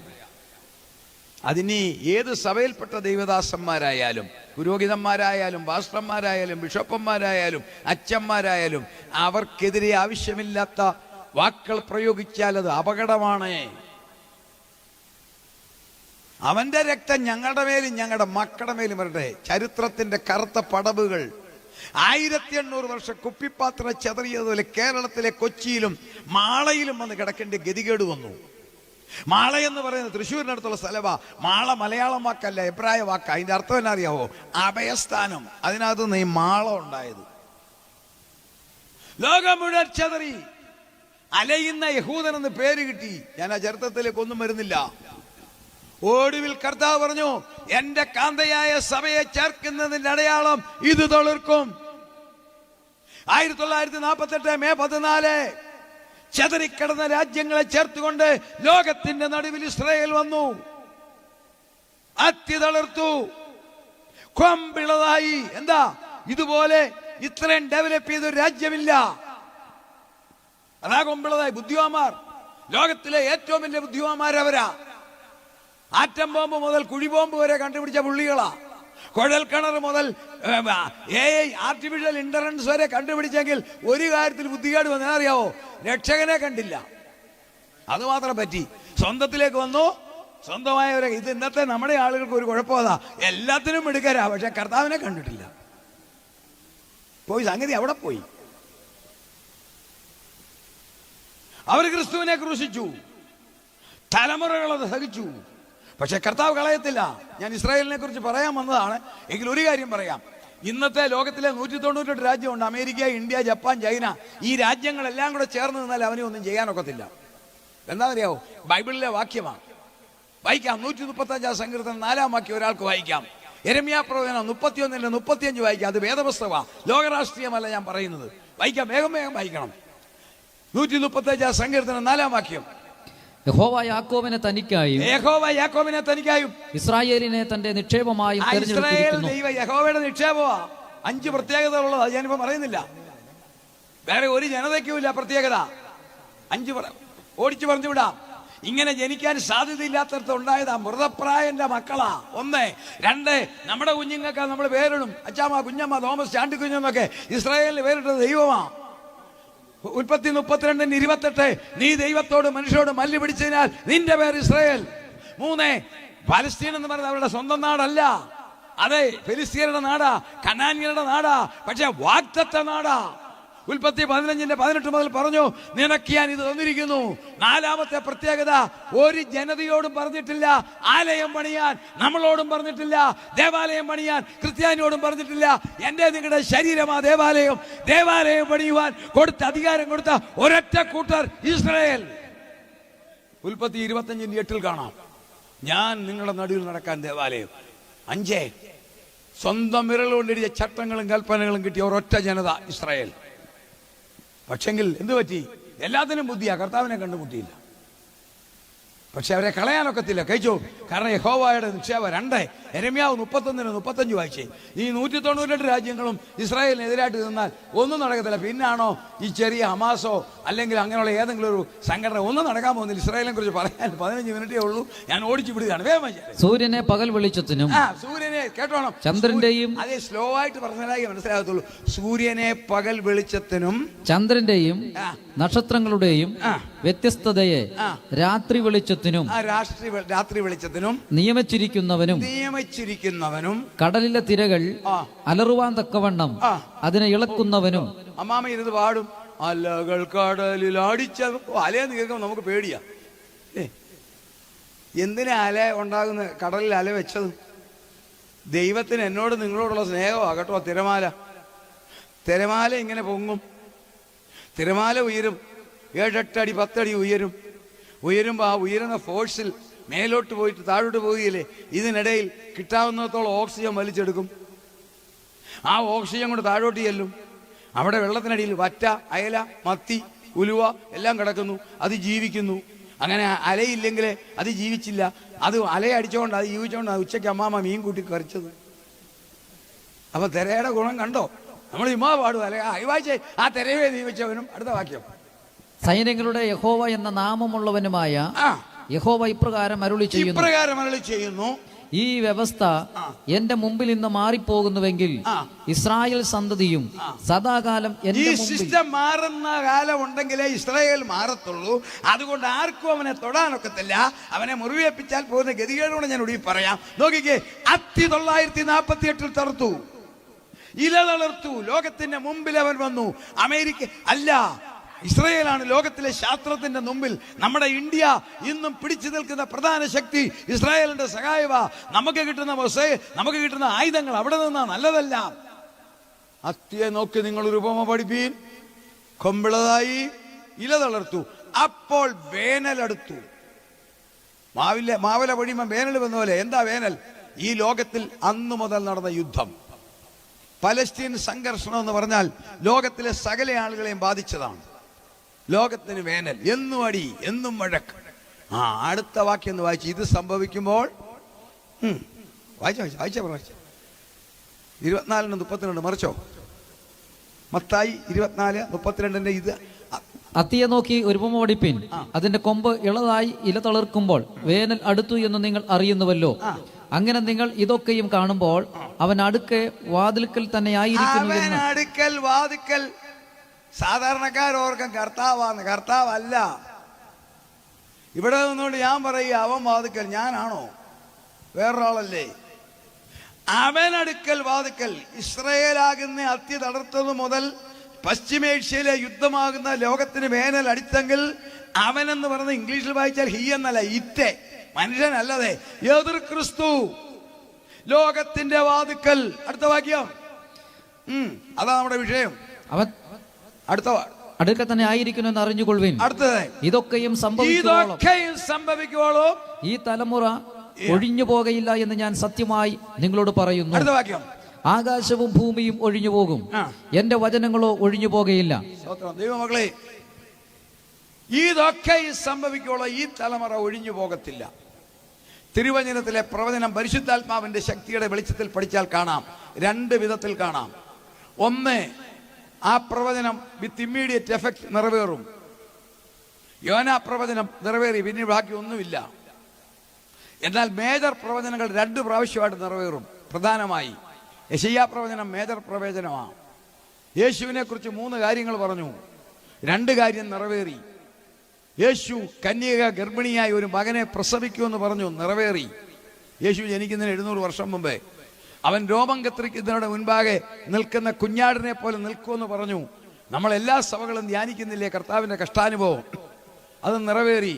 എന്നാൽ വീണ്ടും മുന്നോട്ട് വരുമ്പോൾ 60-ാം അധ്യായം കഴിയുമ്പോൾ കാണാം, ചെന്നായും കുഞ്ഞാടും ഒന്നിച്ചു കിടക്കും. പാല് കുടിക്കുന്ന കുഞ്ഞ് സർപ്പത്തിന്റെ പോതിക്കൊണ്ട് കൈയിടും. നടന്നിട്ടുണ്ടോ? 33-ാം അധ്യായത്തിൽ പറയുന്നു, ലോകത്തിൽ ആർക്കും രോഗം വരത്തില്ല. നടന്നിട്ടുണ്ടോ? ഇല്ല. അത് ഭാവിയാ, മേജർ പ്രവചനമാ. മറ്റേത് 2 സംഭവിച്ചു. ഇത് 1000-ാം ആണ്ടത്തെ യേശുവിന്റെ വാഴ്ചയെക്കുറിച്ചാ പറഞ്ഞത്. ചെന്നായി കുഞ്ഞാടും ഒന്നിച്ച് താമസിക്കും. കാള സിംഹം കാള പോലെ പുല്ല് തിന്നും. പാൽ കുടിക്കുന്ന കുഞ്ഞ് സർപ്പത്തിന്റെ പോതിൽ കൈക്കിടും. എനിക്ക് രോഗമെന്ന് ആരും പറയത്തില്ല. ഇത് സഹസ്രാബ്ദത്തെ ഭാവി പ്രവചനമാണ്. കന്യക മറിയാമിനോട് ഗബ്രിയേൽ മാലാഖ 7 പ്രവചനം പറഞ്ഞു. 4 നിവർത്തിച്ചുള്ളൂ. നീ ഗർഭം ധരിക്കും, മകനെ പ്രസവിക്കും, യേശു എന്ന് പേരിടണം, അത്യുന്നതന്റെ പുത്രൻ എന്ന് വിളിക്കപ്പെടും. ഇനിയുള്ള നിവർത്തിക്കാൻ കിടക്കുക. പിതാവായ ദൈവം ദാവീദിന്റെ സിംഹാസനം അവന് കൊടുക്കും. കർത്താവിനത് കിട്ടിയിട്ടില്ല. കുറുനരികൾക്ക് കുഴികളും ആകാശത്തിലെ പറവയ്ക്ക് കൂടുമുണ്ട്, മനുഷ്യപുത്രനോ തലയായിപ്പാനിടയില്ല. എന്നാൽ എന്റെ നിങ്ങളുടെ കർത്താവ് രാജാവായിട്ട് വരും. കർത്താവ് മാത്രമല്ല, ഞാനും നിങ്ങളും കൂടെ വാഴും. അങ്ങനെയാണെങ്കിൽ ഈ പ്രവചനം മേജറാ. എന്താ അറിയാവോ? ഇതൊക്കെ സംഭവിക്കുവോളൂ ഈ തലമുറ ഒഴിഞ്ഞു പോകത്തില്ല. 1, കല്ലുമേ കല്ല് ശേഷിക്കാതെ യെരൂശലേം ദേവാലയം പോകുന്നു. AD 30 ഏപ്രിൽ മാസത്തിൽ കർത്താവ് അത് പ്രസംഗിച്ചു എന്ന് കണക്കാക്കപ്പെടുന്നു. ഇനി നിങ്ങൾ ശ്രദ്ധിക്കണമേ, കർത്താവിന്റെ പ്രസംഗം കേട്ട ഒരു വ്യക്തിക്ക് അന്ന് 30 വയസ്സുണ്ടെങ്കിൽ ആ തലമുറ മരണം വഴിയായി മാറാതെ ആ പ്രസംഗം കേട്ട വ്യക്തി 70 വയസ്സായപ്പോൾ, അഥവാ കർത്താവിന്റെ പ്രസംഗം കേട്ട ഒരു വ്യക്തിക്ക് 5 വയസ്സാണെങ്കിൽ ആ വ്യക്തിക്ക് 45 വയസ്സായപ്പോൾ ആ കർത്താവിന്റെ പ്രസംഗം കേട്ട തലമുറ മരണം വഴിയായി മാറുന്നതിന് മുൻപേ ടൈറ്റസ് സെക്കൻഡ് എന്ന് പറയുന്ന റോമൻ സേനാനായകൻ വന്ന് ഈ യെരൂശലേം തകർത്തു. കല്ലുമേ കല്ല് ശേഷിക്കാതിരിക്കാൻ അവിടുന്ന് അതിൻ്റെ അടിയിൽ സ്വർണ്ണമുണ്ടെന്നുള്ള അറിയിപ്പിൽ അതെടുക്കാൻ മാർഗമില്ല. കാരണം ഒരു കല്ല് 10 ടണ്ണ. മാനുവൽ പവറിൽ എടുക്കാൻ മേലാത്തതിനെ ആഫ്രിക്കയിൽ നിന്ന് ആനകളെ കൊണ്ടുവന്ന് കലപ്പ കൊണ്ട് ഉഴുതുമറിച്ചു. അതാണ് കല്ലുമേ കല്ല് ശേഷിച്ചില്ല, കാലപ്പഴക്ക വല്ല തകർത്തു. ഏത്? കർത്താവിന്റെ പ്രസംഗം കേട്ടവർ മരണം വഴിയായി മാറുന്നതിന് മുൻപേ 1-ാം ഭാഗം നിവർത്തിച്ചെങ്കിൽ 2-ാം ഭാഗം 1948 ഇസ്രായേലാകുന്ന രാഷ്ട്രമുണ്ടായി. അന്നൊരമ്മച്ചി പ്രസവിച്ചാൽ ആ കുട്ടിക്ക് 77 വയസ്സ്. ശ്രദ്ധിക്കുന്നുണ്ടോ? 948 ഒരു കുഞ്ഞ് പ്രസവിക്കുന്നു, ഒരമ്മ പ്രസവിക്കുന്നു. മെയ് 14 ശേഷം ആ തലമുറയാണ് അത്തി തളർത്തത് കണ്ട തലമുറ. ആ തലമുറയ്ക്ക് 77 വയസ്സ്. അപ്പോൾ ഇന്ന് ലോകത്തിൽ ജീവിച്ചിരിക്കുന്ന 77 വയസ്സുകാരെ എല്ലാം എന്താണ്? ആ തലമുറ മരണം വഴിയായി മാറുന്നതിന് മുൻപ് ഇതൊക്കെയും സംഭവിക്കും. ഇതൊക്കെയും സംഭവിക്കുവോളൂ ഈ തലമുറ ഒഴിഞ്ഞു പോകത്തില്ല. ഞാൻ വരും, എന്റെ പ്രിയതിനെ ചേർക്കും. എപ്പോൾ?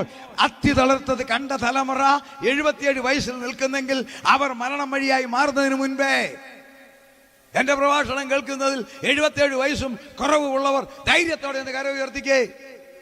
വേറെ കല്യാണാലോചന എന്തില്ല, ധൈര്യത്തോടെ കര ഉയർത്തി. 77 വയസ്സും കുറവുള്ളവർ കര ഉയർത്തിപ്പിടിച്ചോണം. ഞാൻ നിങ്ങളോട് സദ്വർത്താനം പറയാം, കര ഉയർത്തിപ്പിടിയും. സ്വാഭാവിക മരണം ആർക്കും എപ്പോഴും സംഭവിക്കാം. നമുക്ക് ആർക്കും അറിയാൻ പറ്റില്ല നമ്മളെപ്പം വരിക. തോമസ് മാമ മീറ്റിംഗ് കഴിഞ്ഞ് തിരിച്ചു പോകുന്ന വഴിയും പോകാം. പക്ഷെ കര ഉയർത്തി ഒരു കാര്യം പറയാം, വചനപ്രകാരം നിങ്ങൾ ജീവിച്ചാൽ, ദൈവകൽപ്പന പ്രകാരമാണ് ജീവിക്കുന്നതെങ്കിൽ, നിങ്ങൾ സമ്പന്നനോ ദരിദ്രനോ സാധാരണക്കാരനോ രോഗിയോ ആരും ആയിക്കൊള്ളട്ടെ, നിങ്ങൾക്ക് വെച്ചിരിക്കുന്ന മനുഷ്യൻ നിർമ്മിച്ച ശവപ്പെട്ടിയല്ല, കർത്താവിന്റെ വരവിൽ നിങ്ങൾ തേജസ്സോടെ എടുക്കപ്പെടും. ബാക്കി ശാസ്ത്രീയ തെളിവുകളെല്ലാം കാണിച്ചാലുണ്ടല്ലോ, ഈ തലമുറയ്ക്ക് അപ്പുറം ലോകത്തിന് ജീവിക്കാനൊക്കത്തില്ല. ഓക്സിജൻ മലിനമായി, വെള്ളം മലിനമായി, ആകാശം തകർന്നു, ചൂട് കൂടുന്നു, സൂര്യൻ തകരാൻ പോകുന്നു, സൂര്യൻ ഉറങ്ങാൻ പോകുന്നതാണ്. ലോകത്തിൽ ജീവിച്ചിരിക്കുന്ന ഏറ്റവും വലിയ സയന്റിസ്റ്റാണ് ഫ്രാങ്ക് ഹിൽ. അദ്ദേഹമാണ് അതിന്റെ അതോറിറ്റി. നിങ്ങൾ കമ്പ്യൂട്ടറിനകത്ത് ഫ്രാങ്ക് ഹിൽ എന്നൊന്ന് അടിച്ചാൽ കിട്ടും. ലോകത്തിലെ ഏറ്റവും വലിയ സോളാർ സയന്റിസ്റ്റ് പറയുന്ന കേൾക്കണമോ? ഇതുപോലെ ചൂട് കൂടിയാൽ ഭാവിയിൽ ഈ സൂര്യൻ ഒരു നീണ്ട ഉറക്കത്തിന് പോകും. വേദപുസ്തകം വെളിപ്പാട് 6:12 പറയുന്നു, ഇവിടെ ഇരിക്കുന്ന വിശുദ്ധന്മാർ രൂപാന്തരപ്പെട്ട് 3 വർഷം കഴിയുമ്പോൾ സൂര്യൻ കരിമ്പടം പോലെ കറക്കും. അത് തെളിയിച്ചു 2018 സോവിയറ്റ് റഷ്യയുടെ വടക്കു ഭാഗത്തുള്ള സ്ഥലങ്ങൾ മുഴുവൻ, അന്റാർട്ടിക്കയോട് ചേർന്ന് കിടക്കുന്ന സ്ഥലത്ത് മുഴുവൻ 40 ദിവസം സൂര്യൻ ഉദിച്ചില്ല. 40 ദിവസം. പോളാർ എഫക്റ്റ് എന്ന് പറയും സയൻസ്. 40 ദിവസം സൂര്യപ്രകാശം കണ്ടില്ല അവർ. കർത്താവ് എല്ലാം ട്രയൽ കാണിക്കുക. സൂര്യൻ തീരാൻ പോകുന്നു. ഇസ്രായേലിനെ കുറിച്ച് പറഞ്ഞ് ഞാൻ അവസാനിപ്പിക്കാം. ദൈവമക്കൾ എടുക്കപ്പെടുന്നതാണ് ഈ ചൂട് കൂടുന്നത്. ചൂട് കൂടിയാൽ സൈക്ലോൺ അടിക്കും. അത് വിശദീകരിക്കുന്നില്ല. സൈക്ലോൺ അടിച്ചാൽ ഈ ലോകം തകരും. ലോകം തകർന്നാൽ ഇതാ ഒരു വലിയ ചുഴലിക്കാറ്റടിക്കാൻ പോകുന്നു. വായിക്കാം യെരമ്യാവ് 25:31. യെരമ്യാവ് 25:31. 2000 വർഷം മുമ്പ് പരിശുദ്ധാത്മാവ് പറഞ്ഞത് ഇപ്പോഴത്തെ സയൻസ് അടിവരയിട്ട് സമ്മതിച്ചിരിക്കുന്നു. വായിച്ചാട്ടെ. യെരമ്യാ പ്രവചനം 25:31. 25:31. ആരവം ഭൂമിയുടെ അറ്റത്തോളം എത്തുന്നു. ആരവം ഭൂമിയുടെ അറ്റത്തോളം എത്തുന്നു. യഹോവയ്ക്ക് ജാതികളോട് ഒരു വ്യവഹാരമുണ്ട്. യഹോവയ്ക്ക് ദൈവമക്കളോടല്ല, ജാതികളോടൊരു വ്യവഹാരമുണ്ട്. അവൻ സകല ജഡത്തോടും വ്യവഹരിച്ചു. ദുഷ്ടന്മാരെ വാളിനേൽപ്പിക്കും. അടുത്ത വാക്യം, സൈന്യങ്ങളുടെ യഹോവ പ്രകാരം അരുളി ചെയ്യുന്നു. അനർത്ഥം ജാതിയിൽ നിന്ന് ജാതിയിലേക്ക് പുറപ്പെടുന്നു. ദൈവമക്കൾക്കല്ല ഓർത്തോണം, ജാതിയിൽ നിന്നും ജാതിയിലേക്ക് വരുന്നു. അടുത്തത്, ഭൂമിയുടെ അറ്റത്ത് നിന്ന് വലിയ കൊടുങ്കാറ്റിളകി വരും. അന്നാളിൽ യഹോവയുടെ നിഹിതന്മാർ ഭൂമിയുടെ ഒരറ്റം മുതൽ മറ്റേ അറ്റം വരെ വീണ് കിടക്കും. അവരെ കുറിച്ച് ആരും വിലപിക്കത്തില്ല. അവരെ എടുത്ത് കുഴിച്ചിടുകയില്ല. അടക്കത്തില്ല. അടുത്ത വാക്യം, അവൻ നിലത്തിന് വളമായി തീരും. സംഭവം സയൻസ് പറയുന്നു, ഇതുപോലെ ചൂട് കൂടിയാൽ ഭൂമിയുടെ ചൂട് 20 ഡിഗ്രി മതി ആവറേജ്. ഇന്ത്യക്ക് 35, ഗൾഫ് 45, പടിഞ്ഞാറൻ രാജ്യങ്ങൾ 0. അങ്ങനെയാണ് ദൈവം സൂര്യനെ അറേഞ്ച് ചെയ്തിരിക്കുന്നത്. നമ്മുടെ അയൽവക്കക്കാരന്റെ ചൂട് 218, ശുക്രൻ അപ്പുറത്ത് ചൊവ്വ 125. ഈ പെരുവ ഉൾപ്പെടെയുള്ള ഭൂമിക്ക് തമ്പുരാൻ വെച്ചിരിക്കുന്ന ആവറേജ് ചൂടാ 20-35 നമുക്ക് ജീവിക്കാൻ. അത് പരമാവധി 23 ഡിഗ്രി ഉണ്ടെങ്കിൽ മതിയായ സൂര്യപ്രകാശം മതി മഴ പെയ്യാൻ, നീരാവി പൊങ്ങാൻ. 3/2 കടലാണല്ലോ. ആ കടൽ ചൂട് പിടിച്ചാൽ സംഗതി അപകടമാ.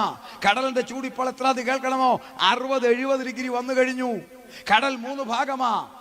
എബിലിമ്യോൺ, പൈക്ലോക്ലൈൻ, ഹൈപ്പോലിമ്യോൺ എന്ന് പറയും. മേളത്തെ 300 അടിയിൽ മാത്രമേ സൂര്യപ്രകാശം ഓക്സിജൻ ഉള്ളൂ. അത് എപ്പിലിമ്യോൺ. രണ്ടാമത് പൈക്ലോക്ലൈൻ, അടി ഹൈപ്പോനിമ്യോൺ. എന്തിനാണെന്നറിയാമോ? കടലിന്റെ അടിയിൽ 5 കിലോമീറ്റർ താഴെ ശക്തമായ വൾക്കാനോസ് ഉണ്ട്, അഗ്നിപർവ്വതം. അത് പൊട്ടാതിരിക്കാനുള്ള പ്രഷറിനാണ് അത് വെച്ചിരിക്കുന്നത്. നമ്മൾ വിനാഗിരി കോർക്കിട്ട് അടയ്ക്കുന്നത് പോലെ. എന്നാൽ ചൂട് കൂടിയാൽ കടലയഞ്ഞാൽ വൾക്കാനോ പൊട്ടും. 998 ഇക്കഡോറിൽ അമേരിക്ക, തെക്കൻ അമേരിക്കയിൽ ഒറ്റ വൾക്കാനോ പൊട്ടിയതാ അറിയാമോ? 6000 ഡിഗ്രി മാഗ്മ കയറി വന്നു. അത് കിഴക്കോട്ട് വന്നു. 6 വർഷം കൊണ്ട് ഇന്തോനേഷ്യയിൽ വന്നു. അത് 9.9 റിക്ടർ സ്കെയിലിൽ രേഖപ്പെടുത്തിയ ഭൂമി ഉൽക്കമായി ആകാശത്തിലേക്ക് സമുദ്രം പൊങ്ങിക്കേറി വന്നു. അതിന്റെ പേരാണ് നമ്മൾ ഭയപ്പെടുന്ന മലയാളി മരിച്ച സുനാമി. ചൂട് കൂടിയാൽ ചുഴലിക്കാറ്റുണ്ടാകും. സയൻസ് പറയുന്നു, ഇതുപോലെ ചൂട് കൂടിയാൽ അതിശക്തമായ 2 ചുഴലിക്കാറ്റടിക്കും. ആ ചുഴലിക്കാറ്റടിച്ചാൽ അതിനെ അതിജീവിക്കാൻ ഈ ലോകത്തിൽ ആർക്കും സാധിക്കത്തില്ല. ഞാൻ പിക്ചർ നിങ്ങളെ കാണിക്കാം. കെട്ടിടങ്ങൾ താഴെ വീഴും, വൈദ്യുതി ബന്ധങ്ങൾ അറ്റ് താഴെ വരും, സാറ്റലൈറ്റ് നിലമ്പത്തും, ഇന്റർനെറ്റ് ഇല്ലാതെ വരും, വഴികൾ മുഴുവൻ തകരും, അണക്കെട്ടുകൾ പൊട്ടും, റേഡിയേഷൻ ഉണ്ടാകത്തക്കവണ്ണം ആറ്റം നിലയങ്ങൾ പൊട്ടും. ഇതൊക്കെ സംഭവിച്ച ജപ്പാനിൽ ചുഴലിക്കാറ്റടിച്ചാൽ എല്ലാം തീരും. നിങ്ങളൊക്കെ വാർത്താ മാധ്യമങ്ങളിൽ അമേരിക്ക മുതൽ കേരളത്തിൽ അടിച്ച ഓഗി വരെ കണ്ടില്ലേ? അതിനേക്കാളല്ല ശക്തമായി ലോകത്തെ മുഴുവൻ ചുഴറ്റുന്ന ഒരു ചുഴലിക്കാറ്റടിക്കുമ്പോൾ വേദപുസ്തകം പറയുന്നു, ഏലിയാവും എലീശയും മുട്ടി സംസാരിച്ചു കൊണ്ടിരുന്നു. അവർ സംസാരിച്ചു കൊണ്ടിരുന്നപ്പോൾ അഗ്നി അശ്വങ്ങളും അഗ്നിരഥകളും വന്നു, അവരെ തമ്മിൽ മാർച്ചു. ഏലിയാവേ ചുഴലിക്കാറ്റിൽ കയറി. ഹല്ലേലൂയ. അങ്ങനെയാണെങ്കിൽ അതിശക്തമായ ഒരു ചുഴലിക്കാറ്റടിക്കുമ്പോൾ അതിനകത്ത് ദൈവത്തിന്റെ കാഹളത്തിന്റെ ശബ്ദം അഭിഷേകമുള്ളവർ മാത്രം കേൾക്കും. അവർ തേജസ്സോടെ എടുക്കപ്പെടും. അവശേഷിക്കുന്ന ഭൂമി തകർന്ന് തരിപ്പണമാകും. 2013 ഫിലിപ്പീൻസിൽ സ്റ്റോക്ക്ഹോം എന്ന് പറയുന്ന നമ്മുടെ കൊച്ചിയേക്കാൾ 3 മടങ്ങ് വലിപ്പമുള്ള ഒരു പട്ടണത്തിൽ ചുഴലിക്കാറ്റടിച്ച ചിത്രം, ഏരിയൽ ഫോട്ടോ വിമാനത്തിൽ പോയി റോയിട്ടേഴ്സ് എടുത്തതാണത്. ഞാനത് എനിക്ക് കിട്ടിയത് ഞാനത് പ്രത്യേകിച്ച് എൻലാർജ് ചെയ്ത് സൂക്ഷിച്ചിരിക്കുന്നത്. നിങ്ങൾക്ക് വേണമെങ്കിൽ ഇത് കഴിയുമ്പോൾ അടുത്ത് വന്ന് കാണാം. ആക്രിക്കടയിൽ ഇരുമ്പ് കൂട്ടിയിട്ടിരിക്കുന്നത് പോലെ കൊച്ചിയുടെ 3 മടങ്ങ് വലിപ്പമുള്ള ഒരു സിറ്റി തകർന്നു കിടക്കുക. എങ്കിൽ ഇത് സുപ്രസാദ കാലമാണ്. ശവമാരും കുഴിച്ചിടത്തില്ലെന്ന്. ഒരു മോട്ടോർ ബൈക്ക് അല്ല, സൈക്കിള് പോകത്തില്ല. വഴി മുഴുവൻ തകരും. ഇതൊക്കെ ലോകത്തിൽ കണ്ടതാ. കുപ്പിപ്പാത്രം ചൊട്ടിയതുപോലാണ് അമേരിക്കയിൽ കാലിഫോർണിയ 989 ഒരൊറ്റ ചുഴലിക്കാറ്റ് അടിച്ച് തകർത്തു. ഈ ലോകം തകർച്ചയിലേക്ക് പോവുകയാണ്. കോടിക്കണക്കിന് ശവം ഇവിടെ കിടക്കുന്നു. കോടിക്കണക്കിന് ആളുകൾ മുറിവേറ്റ് കിടക്കുന്നു. മാനുവൽ വാക്കിംഗ്, ഇവിടുന്ന് അവിടം വരെ നടക്കാനൊക്കത്തില്ല. മുഴുവൻ കെട്ടിടങ്ങളും താഴെ വരും. മൊബൈലും എല്ലാം തീരും. അങ്ങനെ ശവം കിടക്കുമ്പം രക്ഷിക്കപ്പെട്ട അച്ചാമ്മ പോയൊന്ന് ആരെങ്കിലും തിരക്കുവോ? മാതൃഭാഷ എന്തെന്ന് ആരെങ്കിലും തിരക്കുവോ? ഞാനും നിങ്ങളും തേജസ്സോടെ എടുക്കപ്പെടും. നമുക്ക് 7 വ്യത്യാസ സ്വർഗത്തിലേക്ക് വരിക. അതാണ് ഏറ്റവും വലുത്. അറിയാവോ? ഈ ശരീരം അങ്ങോട്ട് മാറും. ഈ രോഗം വന്ന ഈ ശരീരം ഉണ്ടോ, നടുവേദനയുള്ള മാമേ, ഇതെല്ലാം മാറാൻ പോവുക. Praise the lord. തേജസ്സിന്റെ ശരീരം, ദൂതന്മാരെക്കാൾ മെച്ചപ്പെട്ട ശരീരം.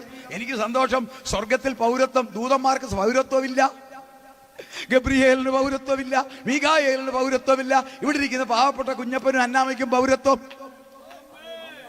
ചിന്തിച്ചേ, അവർ സ്വർഗീയവാസികളാ, തേജോരൂപികളാ. ആരെ? ദൂതന്മാർ. അവർക്ക് പൗരത്വമല്ല കൊടുക്കുന്നത്, അവർ തേജോരൂപികളാ, സ്വർഗീയവാസികളാ. ഞാനും നിങ്ങളും ഭൂമിയിൽ ജനിച്ചവരായതുകൊണ്ട് നമുക്ക് സ്വർഗത്തിൽ പൗരത്വം. ആ പൗരത്വം ലഭിക്കുവാൻ സ്വർഗീയ ശരീരം, ഭൗമ ശരീരങ്ങളുണ്ട്, സ്വർഗീയ ശരീരങ്ങളുണ്ട്. സ്വർഗീയ ശരീരത്തിന് തേജസ്. ആ തേജസ്സുള്ള ശരീരം രോഗം വരാത്ത, ഡയബറ്റിക് വരാത്ത, നടുവേദന വരാത്ത, ക്യാൻസർ വരാത്ത, മനപ്രയാസം വരാത്ത, പല്ലുവേദന വരാത്ത ഒരു തേജസ്സിന്റെ ശരീരം. എന്തുവാ? 2 തേജസ്സിന്റെ ആവരണം. പോകുമ്പോഴെല്ലാം തേജസ്. മാത്യു ഭാഷ പോകുന്ന കൂടെ തേജസ്. ബൈബിളിലെ വാക്യമാണ് ഞാൻ ഈ പറയുന്നത്. മോശയും ഏലിയാവും തേജസ്സിൽ പ്രത്യക്ഷപ്പെട്ടു. 7 വ്യത്യാസം. 3ാമത്തെ വ്യത്യാസം എന്നാലോ, ഈ പേരെല്ലാം അങ്ങ് മാറ്റും. അന്നാമ്മ ഇങ്ങോട്ട് വരാണെന്ന് അവിടെ വിളിക്കത്തില്ല. കുഞ്ഞമ്മ വരാൻ കർത്താവ് സ്വന്തം അമ്മയെ വിളിച്ചല്ലേ, പിന്നാണോ പെരുവേരുള്ള അന്നാമയെന്ന് വിളിക്കുന്നത്? ഇന്ന് ഈ പേര് കേട്ട ആണാണോ പെണ്ണാണോ എന്ന് അറിയത്തില്ല. നമ്മുടെ എല്ലാ പേര് മാറ്റും. വായിച്ചേ, വെളിപ്പാട് പുസ്തകം 2:16. ഞാൻ അവസാനിപ്പിക്കുക, ഇങ്ങനെ അങ്ങ് പോകുകൊണ്ട്. വായിച്ചാട്ടെ, വെളിപ്പാട് 2:16. വേഗം വായിച്ചേ.